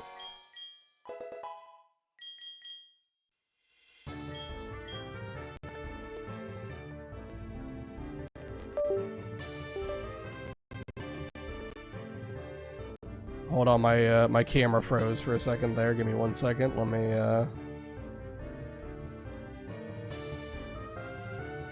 1 second.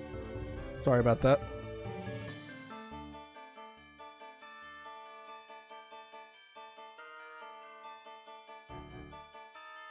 Okay, let me zoom this in really quick. I don't know why that happens sometimes, but it's not too hard of a fix, thankfully. Be a lot more annoying if it was a tough fix. Alright. Alright. My camera's back. Sorry about that. And let me just... There we go. Okay, Espeon, we're going to get you to 46.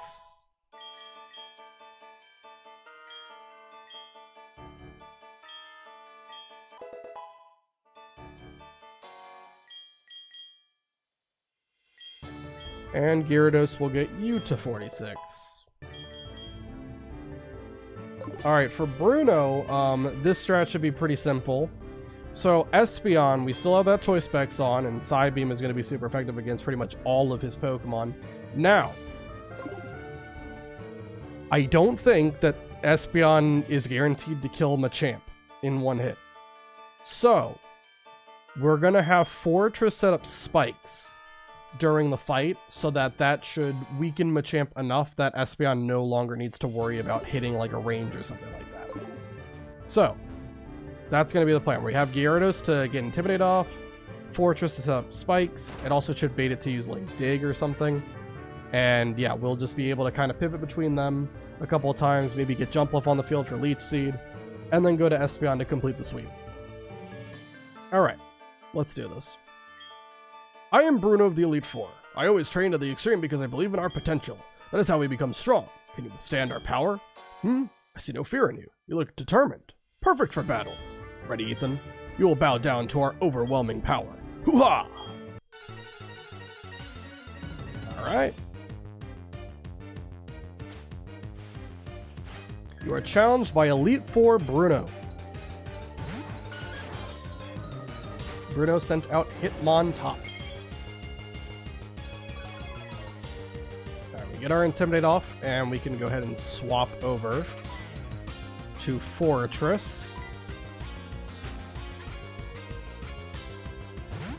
Yeah, this Hitmontop is really bad, by the way. I think its moveset is like Triple Kick, Quick Attack, Counter, and Dig. I think that's its moveset. It's gonna use Dig right now. I'm gonna set up spikes.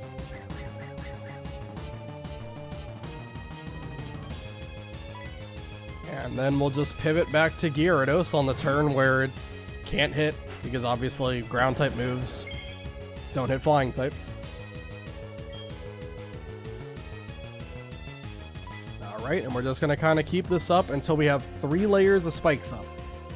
Every layer of spikes means that Pokemon that are grounded, they're not flying types, or they don't have Levitate for their ability, or some other way of, you know, ignoring hazards like that. Each layer of spikes takes away 1/16 of their health. So by having 3 up, it should be 3/16.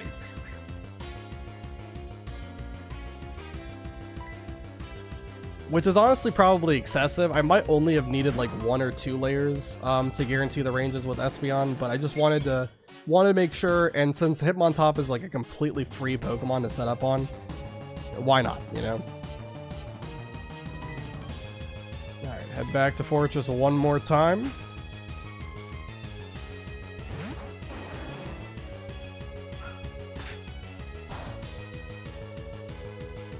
And 1 more layer of spikes.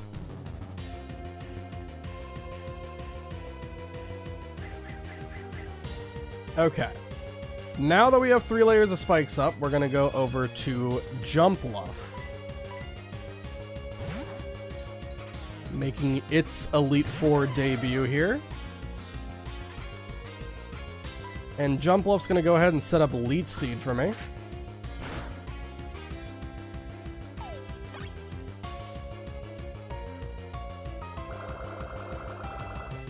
Which is obviously going to heal it for all that damage that I just took from Quick Attack. And now I'm going to go for Sleep Powder.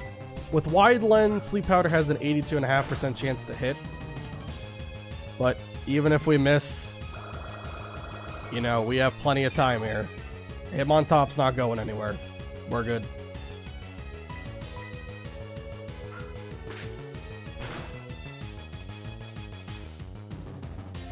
Jump Bluff.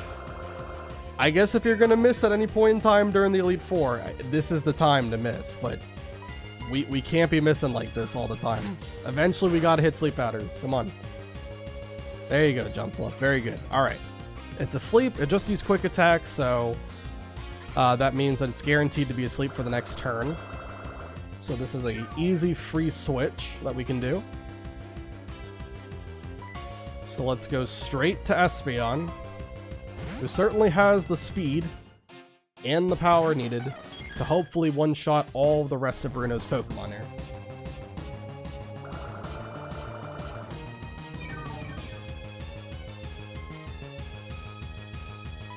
Alright. Let's go Psybeam. Unsurprisingly kills Hitmontop when it's below half health, especially. Everyone's gonna get some credit for that experience. Alright, in comes Onix. Onix does not have a lot of special defense or HP for that matter, so Psybeam should easily take it out.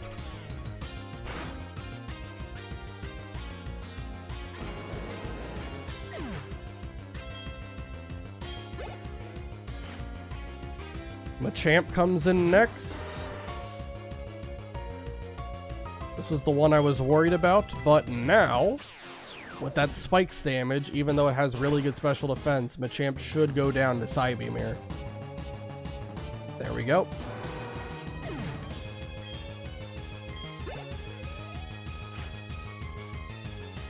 Hitmonlee.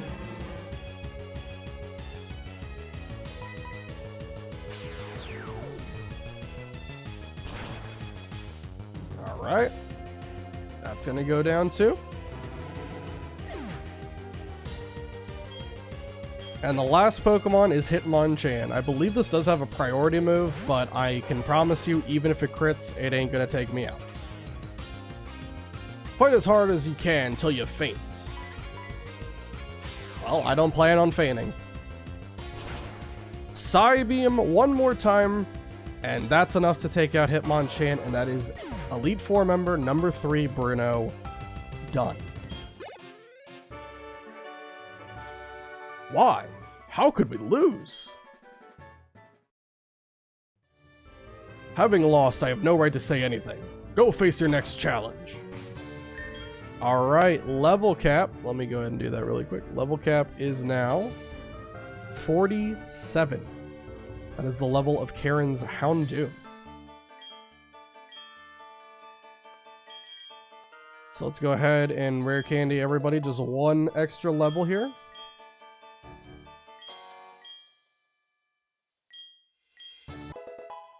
Everything is going perfect so far, by the way.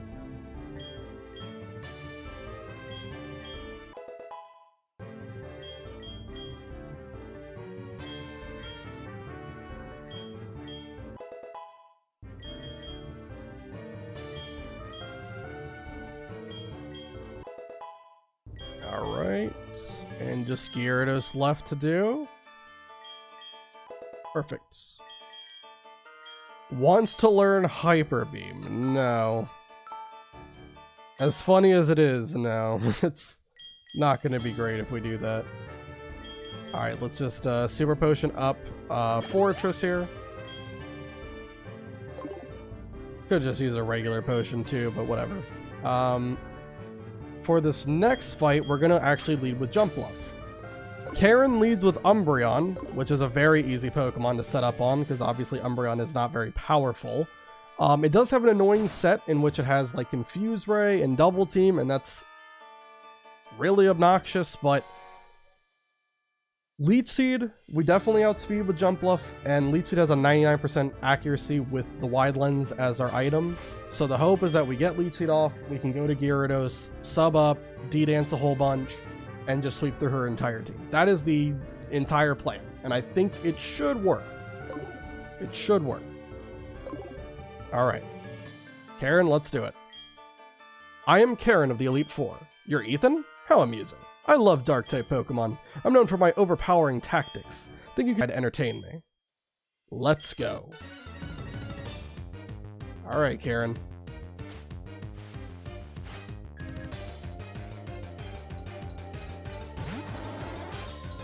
Umbreon. Oop.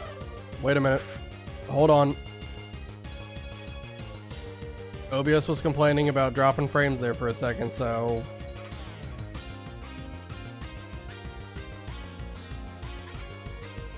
It looks okay.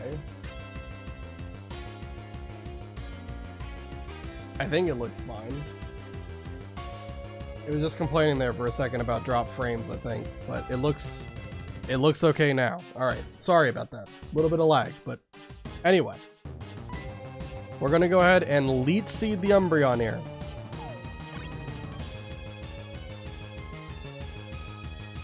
And Umbreon is gonna set up some double teams, which is not ideal, but not unexpected either. With Leech Seed up, we don't really have to worry too much about the damage it's gonna be doing to us, so we're kinda good there. Alright. I think I'm gonna try for Sleep Powder here. And we do get it.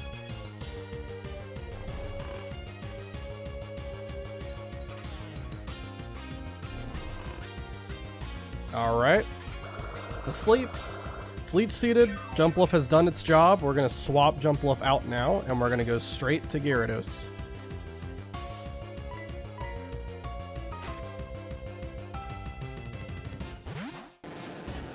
Gyarados is going to get off Intimidate. Alright, and let's go ahead and set up Substitute so we can block Confuse Ray if it wants to try to use that.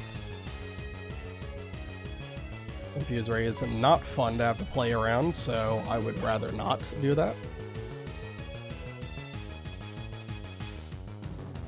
Alright, it does wake up, and it goes for Payback, which is its strongest move. It's 100 base power because it's moving after Gyarados, but even with that, it can't break Sub unless it crits, I would imagine. So we're just going to start Dragon Dancing.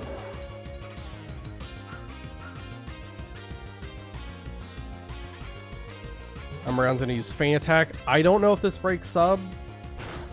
With Payback, maybe? Yeah, it does. Okay. That's fine. We'll just set it up again.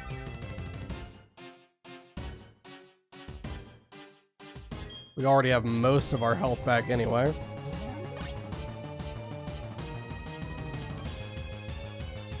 Alright, and it goes Confuse Ray, so that's great, because that just gets blocked by Substitute. Don't even have to do anything on my end.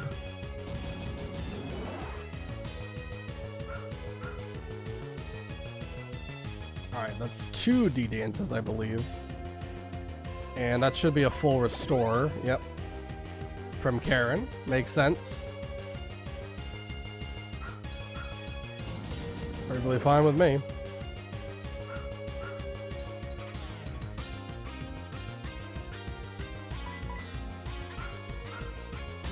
Alright, we're at +4.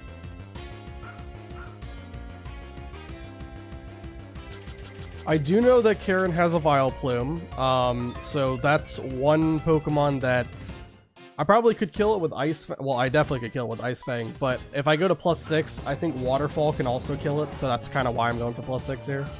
Otherwise, we would just go straight to sweeping it. I just don't want to have to deal with 95 accuracy from Ice Fang. Alright, that is +6 attack and speed. Umbreon does have a lot of double teams up, so I might not actually hit it. But eventually it'll go down, whether it be to Leech Seed or to Gyarados. Alright, let's try Waterfall. We do miss. Waterfall again, this time we hit. Awesome. Alright, we break through the double teams, and Umbreon should go down to that.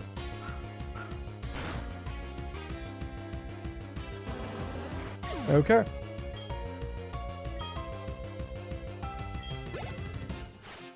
Next up is a Murkrow. And Murkrow, you're definitely not bulky enough to survive a waterfall. I don't even know. I probably could have killed Murkrow at +1. I'm going to be honest.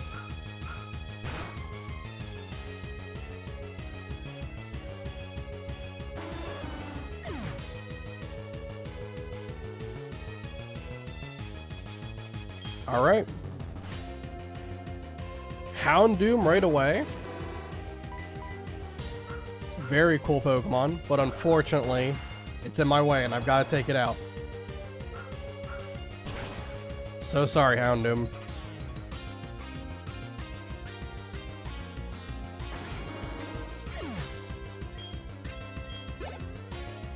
A lot of experience for that thing. Alright, here comes Vileplume. Again, Ice Fang definitely would kill, but I think Waterfall should as well. A +6, it'd be a bit surprising to me if Waterfall didn't kill.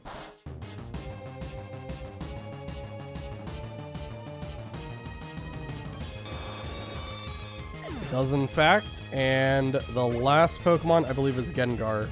And this is a bad Gengar, by the way. This thing, I think the only like real special attacking move it has, this is far from being backed into a corner.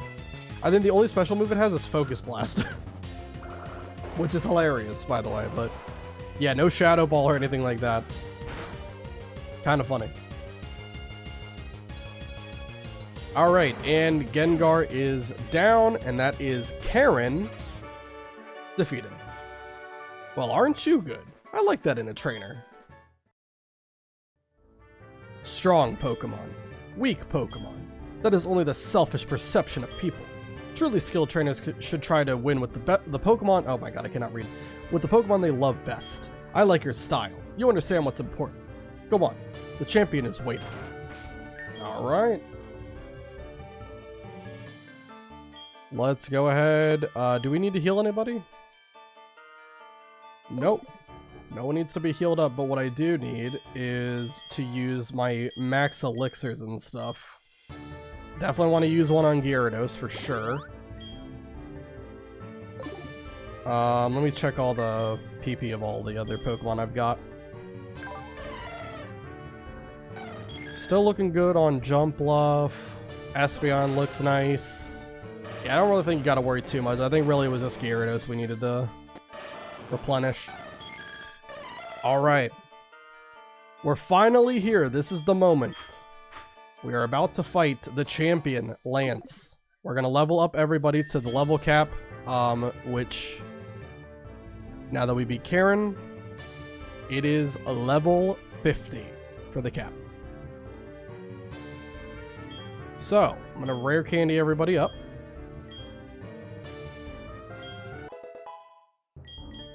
And then we will talk about the strategy I plan on doing for Lance.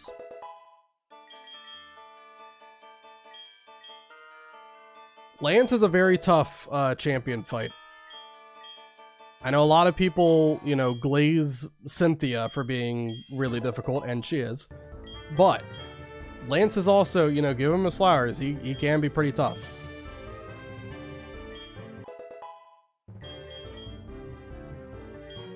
He has some really good coverage moves on all of those Dragonites of his, and Aerodactyl is a very fast Pokemon that can kind of shut down a lot of strategies that just kind of want to brute force it with fast Pokemon.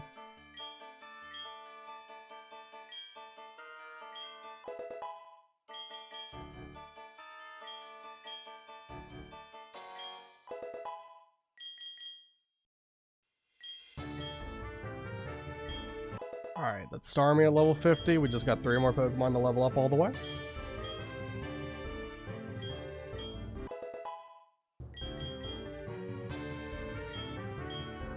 And then I'm also going to put the experience share on someone, because here's the thing, if we do manage to beat Lance, the level cap stays at 50 until we beat Janine and Kanto. So, because of that, we don't want to like level up too much, or else the Pokemon will become unusable, right? At least for a little while, until the level cap raises again. It's kind of the problem with Kantos, like the gym leaders, their levels are kind of all over the place. It was really bad in the original Gold Silver Crystal because there were a couple of trainers that were like well below 50. At least in this game, it doesn't, like, the level cap doesn't actively go down, but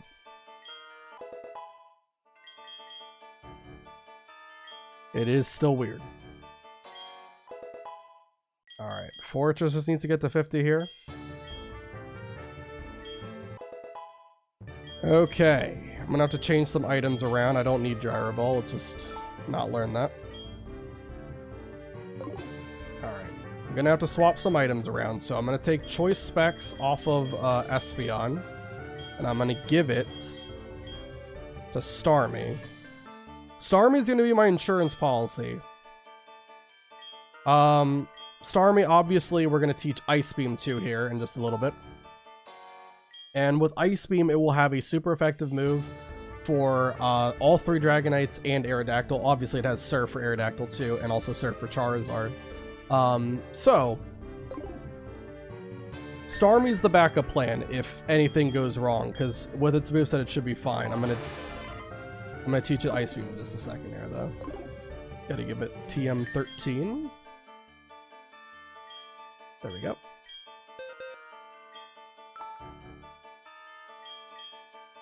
Alright, yep, we're gonna learn that over Thunderbolt. Thunderbolt could help against Gyarados, I suppose, but I'm not really too worried about the Gyarados. Alright. So yeah, we got Starmie with Choice Specs. I'm debating about what items I want to have on everyone else. Definitely want to keep Wide Lens on Jumpluff. I think I might put the Experience Share on Fortress. So let's do that.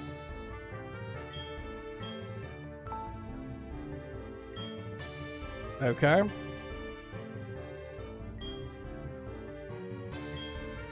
And then I'll put one of my Citrus Berries on Espeon.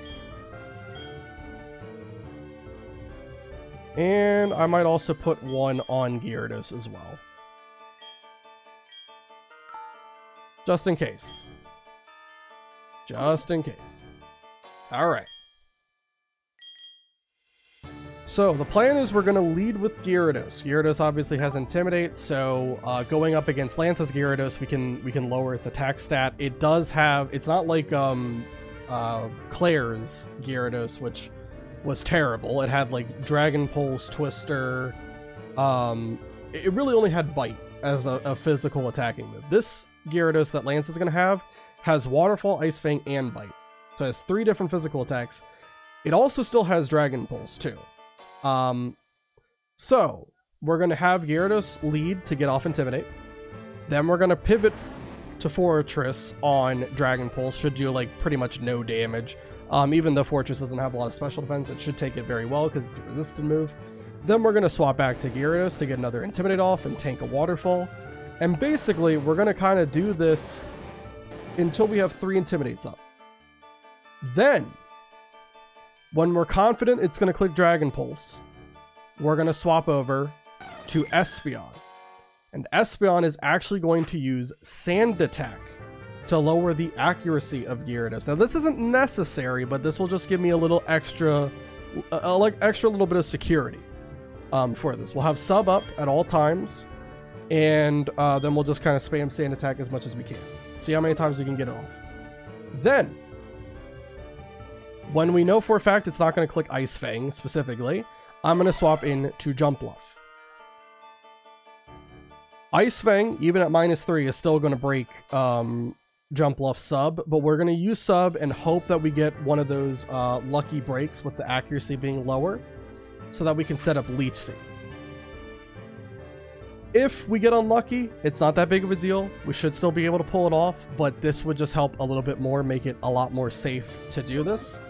But all of this is setting up so that we can get to the real star of the show, which is Feraligatr.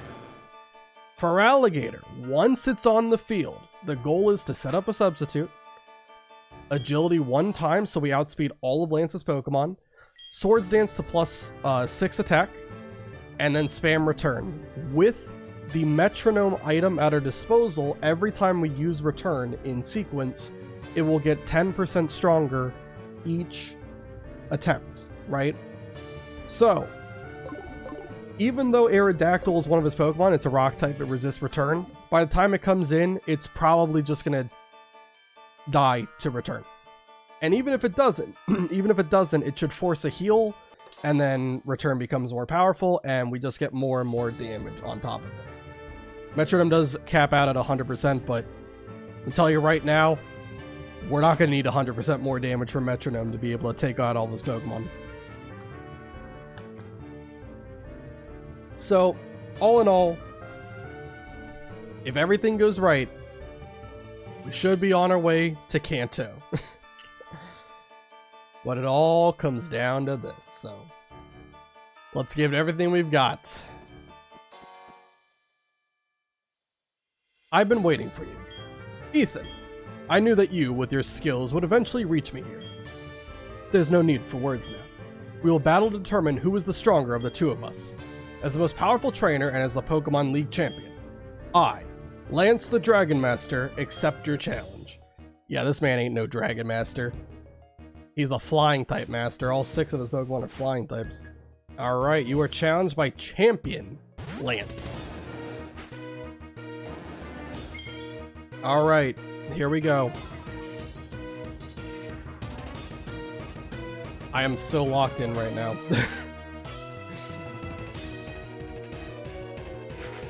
Alright, we're gonna swap over to Fortress. It's gonna click Dragon Pulse, I believe.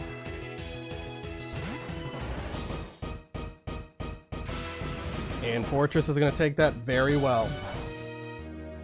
15 damage. Alright, now it's going to go Waterfall. We're going to go back to Gyarados to get another Intimidate off. This music is fantastic, by the way. I love it.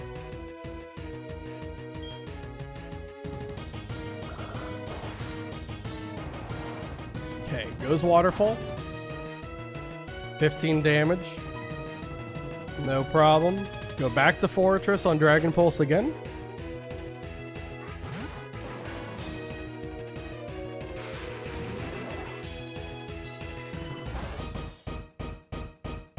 Perfect. And one more time, we're swapping back to Gyarados.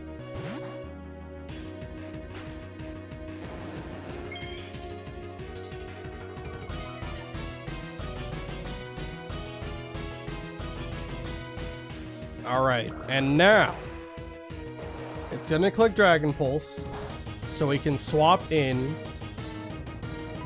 to Espeon.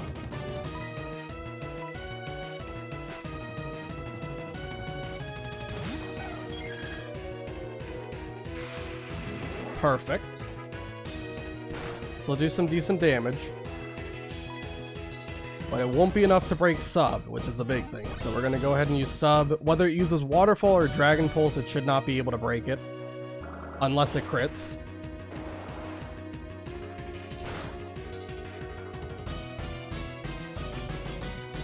Perfect. Alright, let's get off a Sand Attack.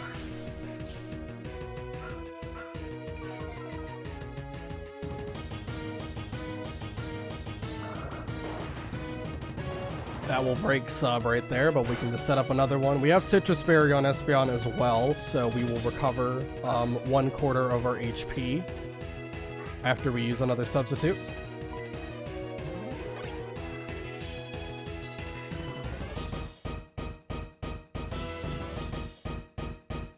Alright, Waterfall is going to miss from that -1 in accuracy we set up on it, so let's keep going with Sand Attack.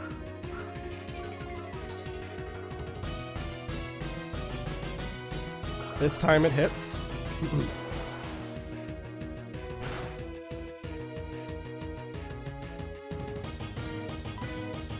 No crit though, so let's go for another Sand Attack. It's -3 accuracy right now. Nice, perfect. -4.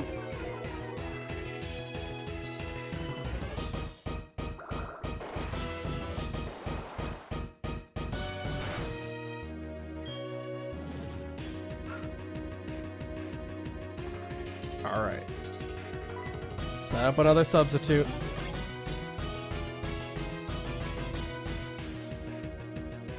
Waterfall misses. We can go for another sand attack. We just have to do 2 more, and that's -6.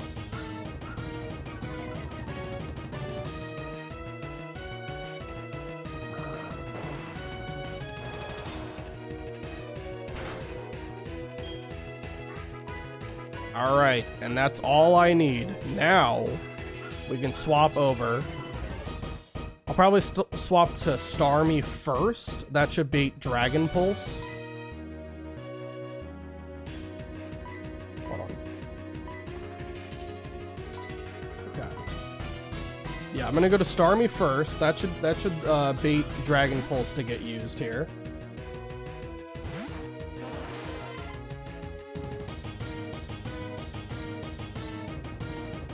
Also, I think I said that the Gyarados had Waterfall, Ice Fang, and Bite. I apologize. It has Waterfall, Ice Fang, and Flail, sorry, as its physical attacks. Alright. Anyway, just wanted to clear that up. Let's go to Jump Bluff. It should click Dragon Pulse. Jump Bluff should be getting in safely. And now we can go ahead and set up Substitute. It's going to start using Ice Fang against us, but it missed. Let's get off Leech Seed.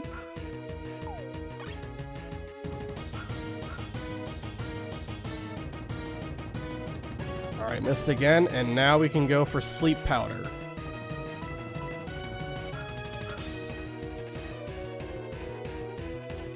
Cool.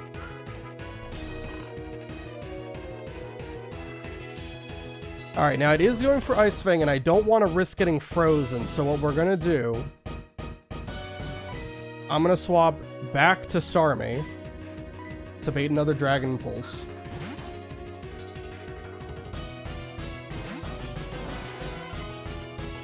It's still asleep.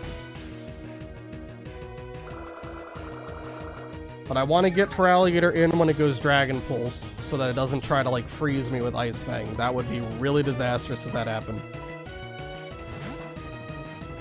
Alright, we're sending in the big guns. Feraligatr's now on the field. Gyarados woke up, it used Dragon Pulse, but missed. It wouldn't have done that much damage anyway. Alright, let's set up Substitute here.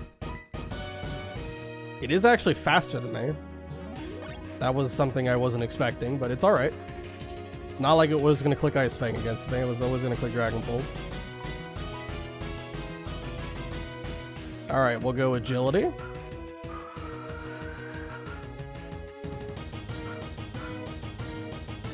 Alright, now I should outspeed all of Lance's Pokemon. Set up Swords Dance.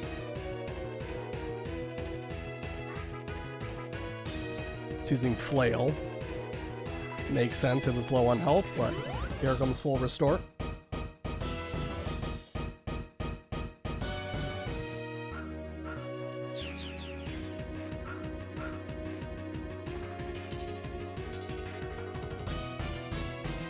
Alright, and one more Swords Dance. Now we are at +6, so we have +6 attack, +2 speed. We have a sub up.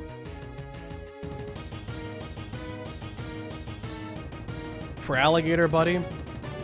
My first ever Pokemon on this journey, and honestly, first ever Pokemon all time. My favorite Pokemon.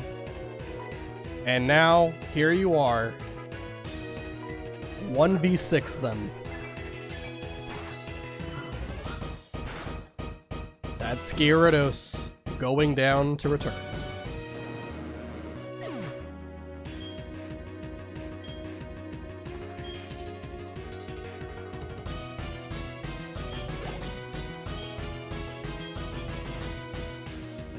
Comes Dragonite 1. This is level 49. I believe this one is the one that knows Thunder. But we're faster. And at +6 with Metronome, can we take the kill? Yes, we can.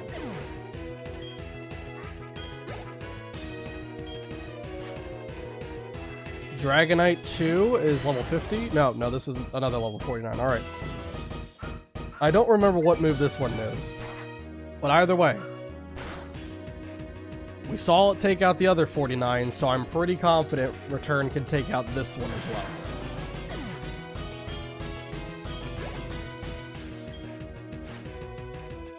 Aerodactyl. Now, I only have Return, so obviously it is a resisted move. But even with that, I think Return has a decent chance to just take it out.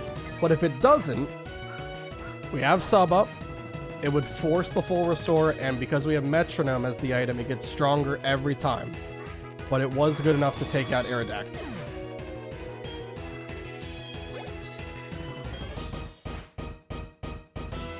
Level 50 Dragonite is finally making its appearance. Just in time to catch the almighty Return from Feraligatr.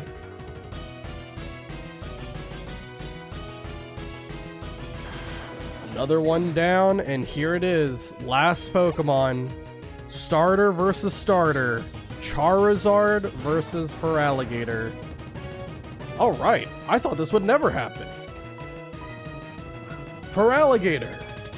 Use Return. And Charizard, I don't think you're going to live that one. In fact, you're not. That's Charizard down, and Lance, and all of Johto, has officially been conquered. It's over. But it's an odd feeling. I'm not angry that I lost. In fact, I'm happy. Happy that I witnessed the rise of a new champion. Whew. You have become truly powerful, Ethan. Your Pokemon have responded to your strong and upstanding nature. As a trainer, you will continue to grow strong with your Pokemon.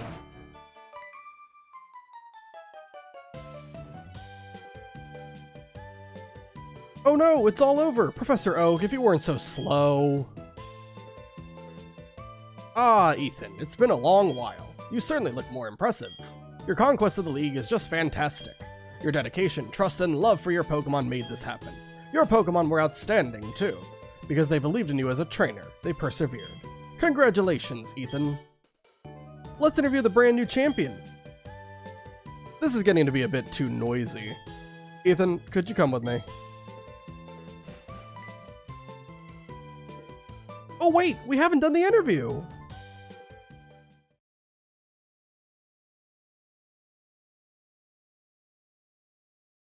It's been a long time since I last came here. This is where we commemorate the League champions for all eternity. Their courageous Pokemon are also inducted. Here today, we witness the rise of a new League champion, a trainer who feels compassion for and trust toward all Pokemon. A trainer who succeeded through perseverance and determination. The new League champion who has all the makings of greatness. Ethan, allow me to register you and your partners as champions.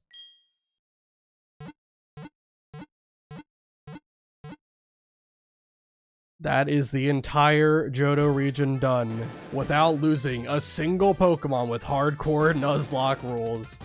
My boy Gyarados with his Intimidate and Dragon Dance sweeps. My girl Espeon with her fantastic special attack and speed stats. Psybeam, Shadow Ball with Choice Specs, incredible.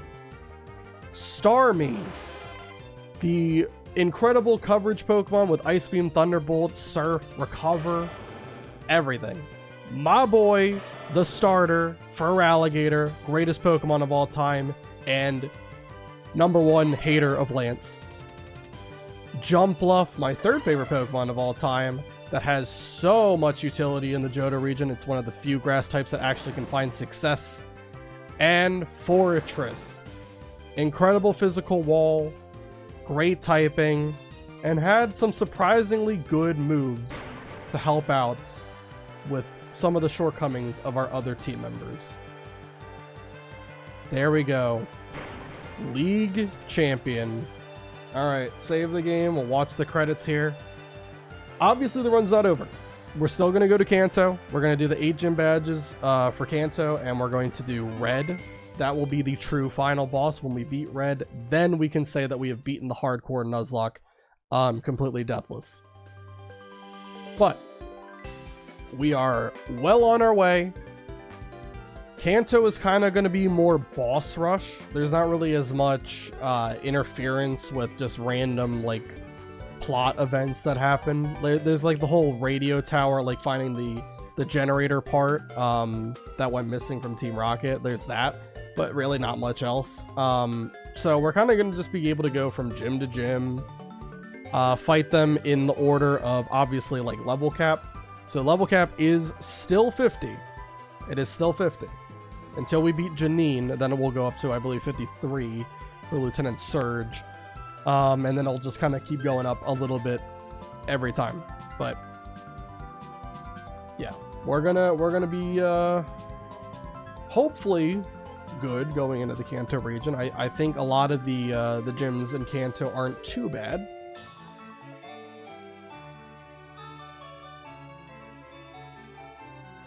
But yeah, this was a very good run so far. We got some great encounter luck, really just some great overall luck early on. So I really can't say anything bad. I mean, we got Heracross before Whitney, had a really good Whitney fight. We broke through a track so that Heracross was able to one-shot the Miltank.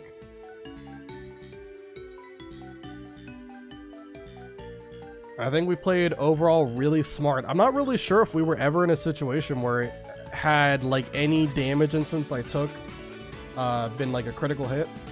I still don't think that we would have lost the run. I think we're just playing really well the whole game. Didn't take much risks. Didn't have to take much risks. So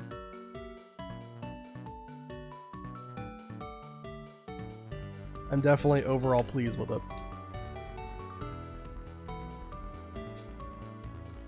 Going into Kanto, we get a lot more encounters. Some of them will actually be meaningful.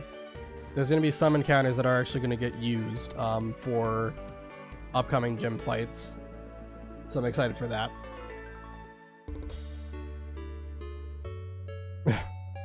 Look at that Hoppet. Perfect.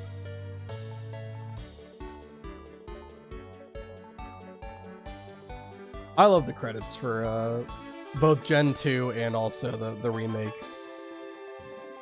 It's just great. Especially like once it says the end, if you wait a little bit longer, then it plays like the extra little bit.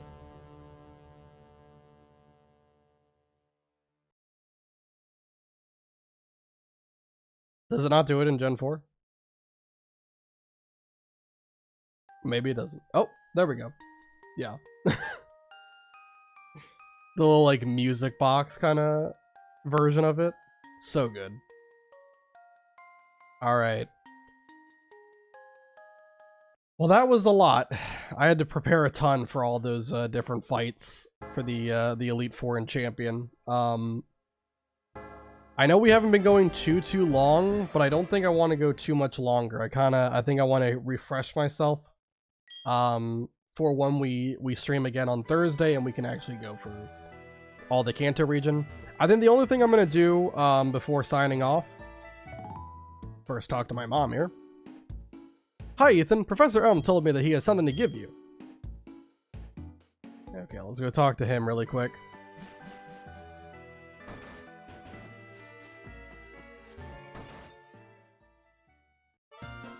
Alright, Professor, what you got for me? Ethan, there you are. I called because I have something for you. See, it's an SS ticket. Now you can catch Pokemon in Kanto. I mean, we already could catch Pokemon in Kanto. Route 26, 27, Tojo Falls, and Victory Road were all in Kanto, but the ticket will let you take the fast ship that departs from Olivine City. But you knew that already, Ethan. After all, you've adventured all over with your Pokemon. Give my regards to Professor Oak in Kanto. Alright. Very good stuff. Unfortunately, I don't have any Pokemon that can fly with me currently, so I'm going to have to go to a Pokemon Center to do that. Yeah, I'll put a Max Repel on. We don't have to play this game of hoping I don't run into a Pokemon. Okay. But yeah, the only thing I want to do before we sign off, I think I just want to do the... a little bit of the Pokeathlon stuff. I meant to do that around the time we were doing the bug catching contest. Because I do believe there's some interesting items that you can get as a result of it. And one of them I actually want to get for the purposes of this run.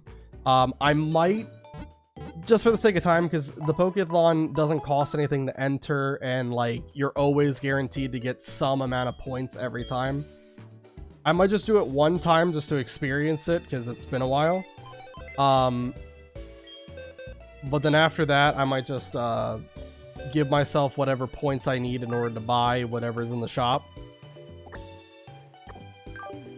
Just for the sake of time. It's the same thing I did with Voltorb Flip.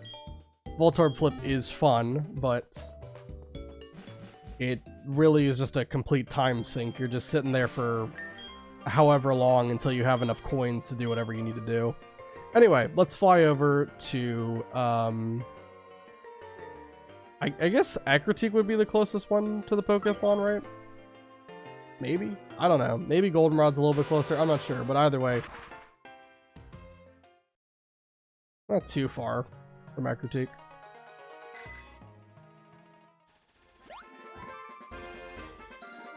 Alright, let's head down. Oh, I need... Wait. Oh!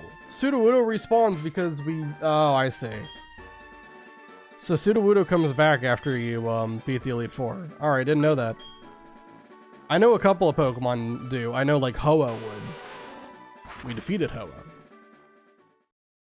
Because I'm not allowing legendaries for the purposes of this run. Alright, so then we'll go to Goldenrod instead. No big deal. Alright, yeah, we're just gonna do the Pokeathon like one time just to experience it.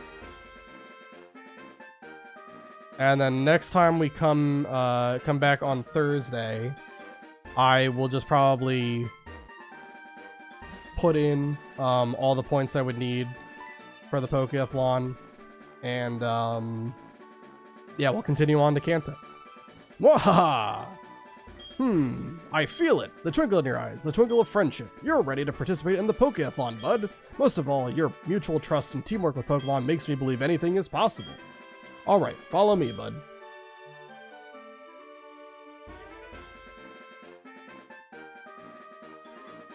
What do you think? This is the Pokeathon Dome. Pokeathon is a sports festival for trainers and Pokemon. Inside the dome are various challenges awaiting trainers and Pokemon to test their friendship. Why don't you try it? You're amazing, bud. This is a pleasant surprise. To see a Pokeathlete with a strong potential is such a pleasure. I'm glad I held the Pokeathlon here in Johto. My name is Magnus. We shall meet again, bud. See you, young Pokeathlete. Hello, Poliwrath. Alright. Let's head on in. Then we get talk. Yeah, we get talked to by Whitney here. Hi, Ethan. Are you here for the Pokeathlon? Me too. I've been so excited since its construction. It is close to Goldenrod City, you know. Huh? Were you going to participate in the Pokeathlon looking like that? You're not prepared at all, are you? So, are you a medium or a small? You look more like a medium. Okay, I'll get you a jersey that suits you. You want to look your best if you're going to participate in the Pokeathlon, don't you? Wait right there.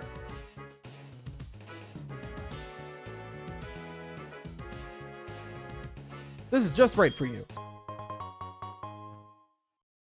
You look perfect. Now that you are ready, I will... Oh no, where are my Pokemon? I have to go back. See ya. Alright. Let's try it. I remember the jump ones being really fun. Like, there was the one, like, hurdle thing that I really enjoyed, so... I'll do the jump course. Ethan changed clothes. Means it's serious. Alright, so we need Pokemon that have good jump stats. Starmie can jump, alright. Okay, Crobat can jump. Alright, Crobat, Starmie.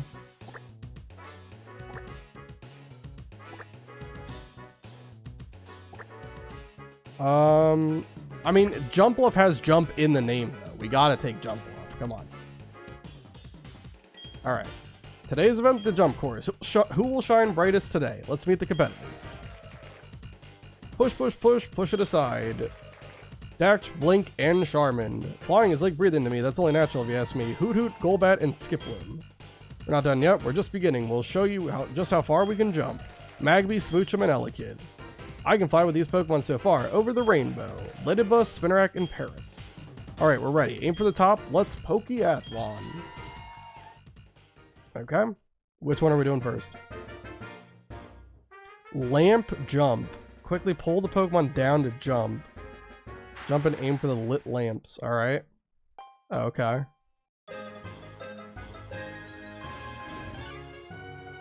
Okay. Oh, I'm struggling with pulling it down. Alright.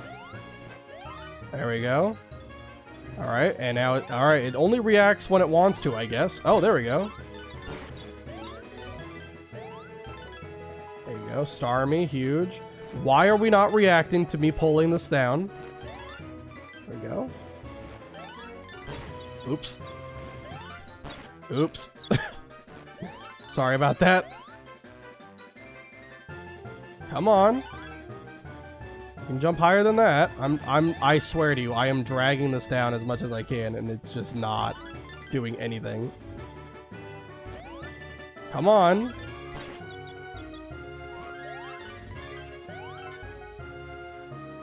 Jump Bluff.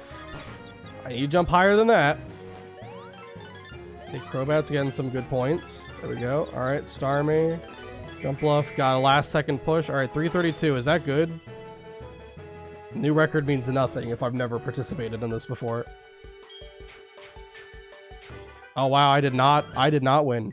Unfortunate. Noelle got 346. I think she's cheating. Or I'm guessing that's a girl anyway.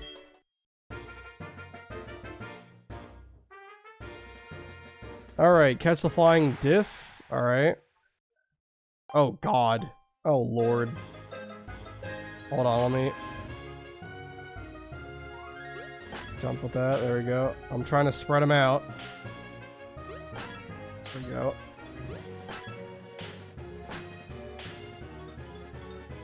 Alright.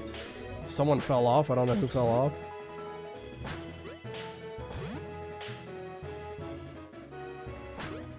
God dang, I can't jump high enough to get these things. There we go. Alright. I guess I'm just going to be the 3-point merchant. Dang it. Ah, come on, man.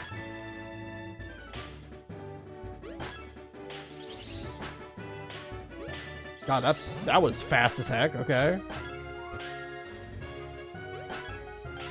Nice, nice, nice, nice. Good. All right, we did pretty. I think that was pretty solid, right? 57. Surely, 57 points has to be really good. Surely. Oh, we dominated. Complete domination. Oh, complete domination. Can we do the hurdle one? Oh, let's go, dude. Touch the Pokemon to jump, control 3 Pokemon at the same time, jump the hurdles. Alright, I'm not promising I'm going to be good at this. I just like doing it. This was fun. Hopefully I'm not terrible. Alright.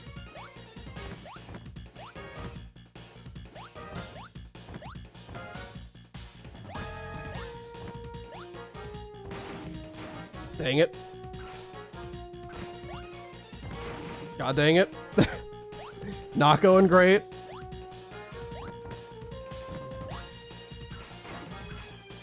Jumped a little bit early with Jump Bluff, unfortunately. Dang it.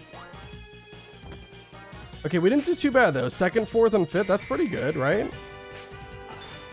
Is it? Okay, it's total time it took. Alright, that's not bad. Alright, did we come first?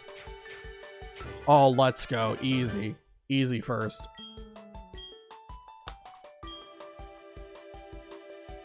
Even though we came in first, we only won by like 7 points. What is the scoring system for these games? Great job, athletes. Which team fought the hardest? We've got the results. But first, who's overflowing with the fighting spirit? A challenge bonus for Pokemon in the team. 30 points for Team Ethan, 33 for Team Noelle, 37 for Team... Emily? I don't know. And 39 for Team Chris, or Chris, I don't know. There wasn't one this time for whatever. Point leader. How is Golbat the point leader? Prize for effort. Magby. What is this handicap? This is like Mario Party with the bonus stars.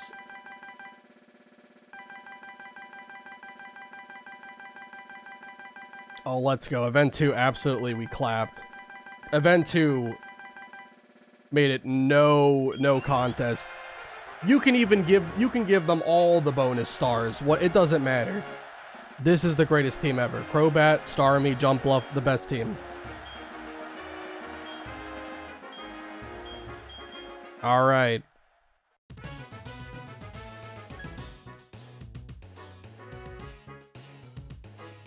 Good job! You'll receive athlete points based on your score. This time Ethan's score was 361. Earned 361 points. For winning these events, you'll be awarded another 100 points. Oh, cool. Alright, so if you win, you get an extra 100. Alright. How much are all the stuff here? I think that only took like 5 minutes. So it doesn't take long to actually, do anything. But what's... You can get like Firestone, alright, PP up. So I wonder if like Water Stones and stuff would appear as well. Because that's a way to do it without having to rely on Tully then. Alright. I'm pretty sure like Dusk Stones eventually become available. And that is going to be relevant later on. I think you can also buy like rare candies and stuff from that shop.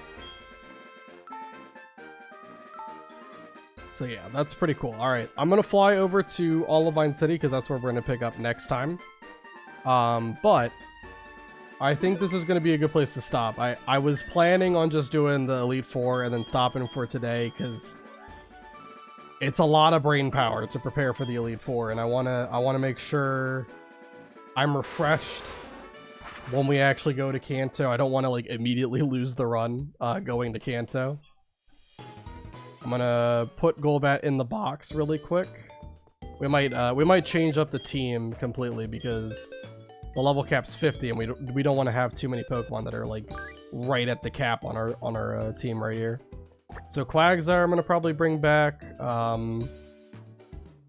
We can bench for Alligator for now. He's very close, I'm sure. Who else would we put here? Let's change the box 1. Bring Heracross back. Maybe bench Espeon here.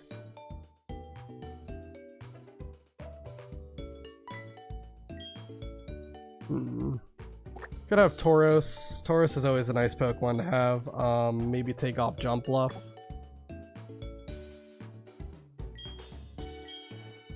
Oh, whoops.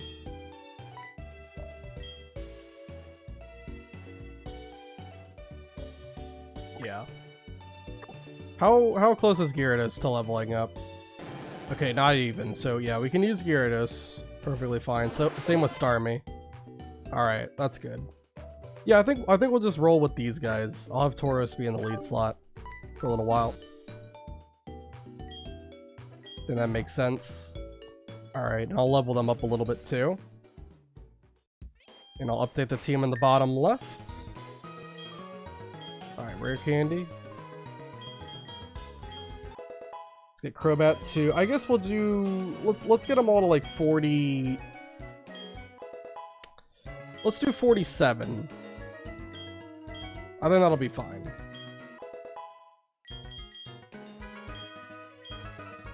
I don't need Haze.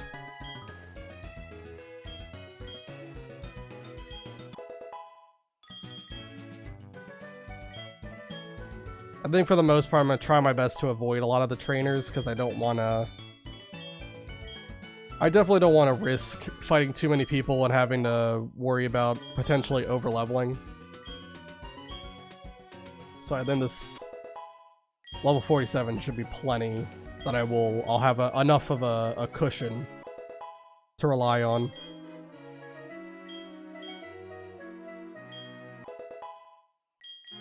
Alright, Quagsire.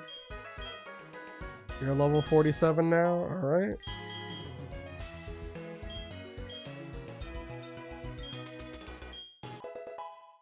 Heracross. I don't know if it's going to learn any good move. I don't know when Heracross learns Mega Horn, but I don't think it's in the 40s, I don't believe. Reversal's an interesting one, but you have to be on really low health to actually like use it to its maximum efficiency, and that's not a great idea. It would just take one priority move or like some like flame body or something like that ability to proc, and it would just be all over.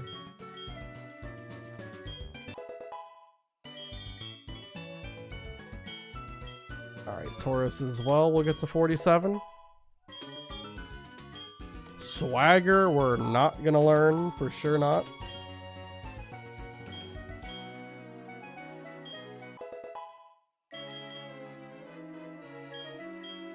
Alright.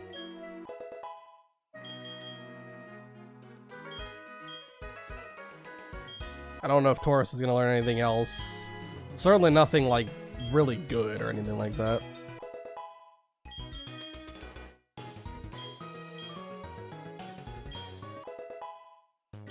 Alright, one more level for Tauros. There we go.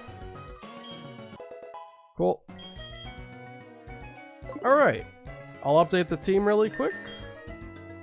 Also save the game.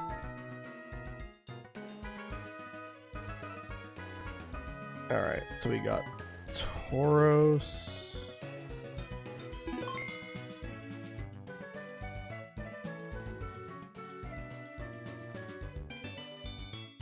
Alright, and just have to slightly resize it.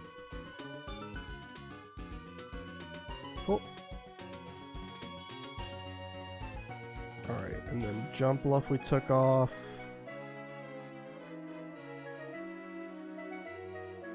Quagsire?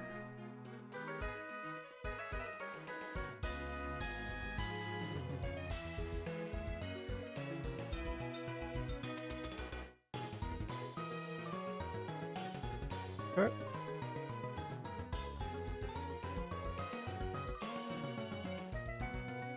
Alright, Fortress, where are you at?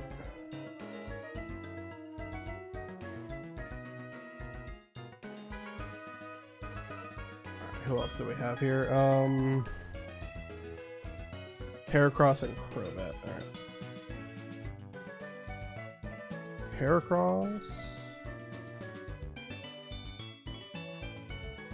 Oh god, Heracross, I gotta resize you. You are way too big, buddy. Hold on. We can fix this. There we go. Alright, and then Espeon. Place you with Crobat.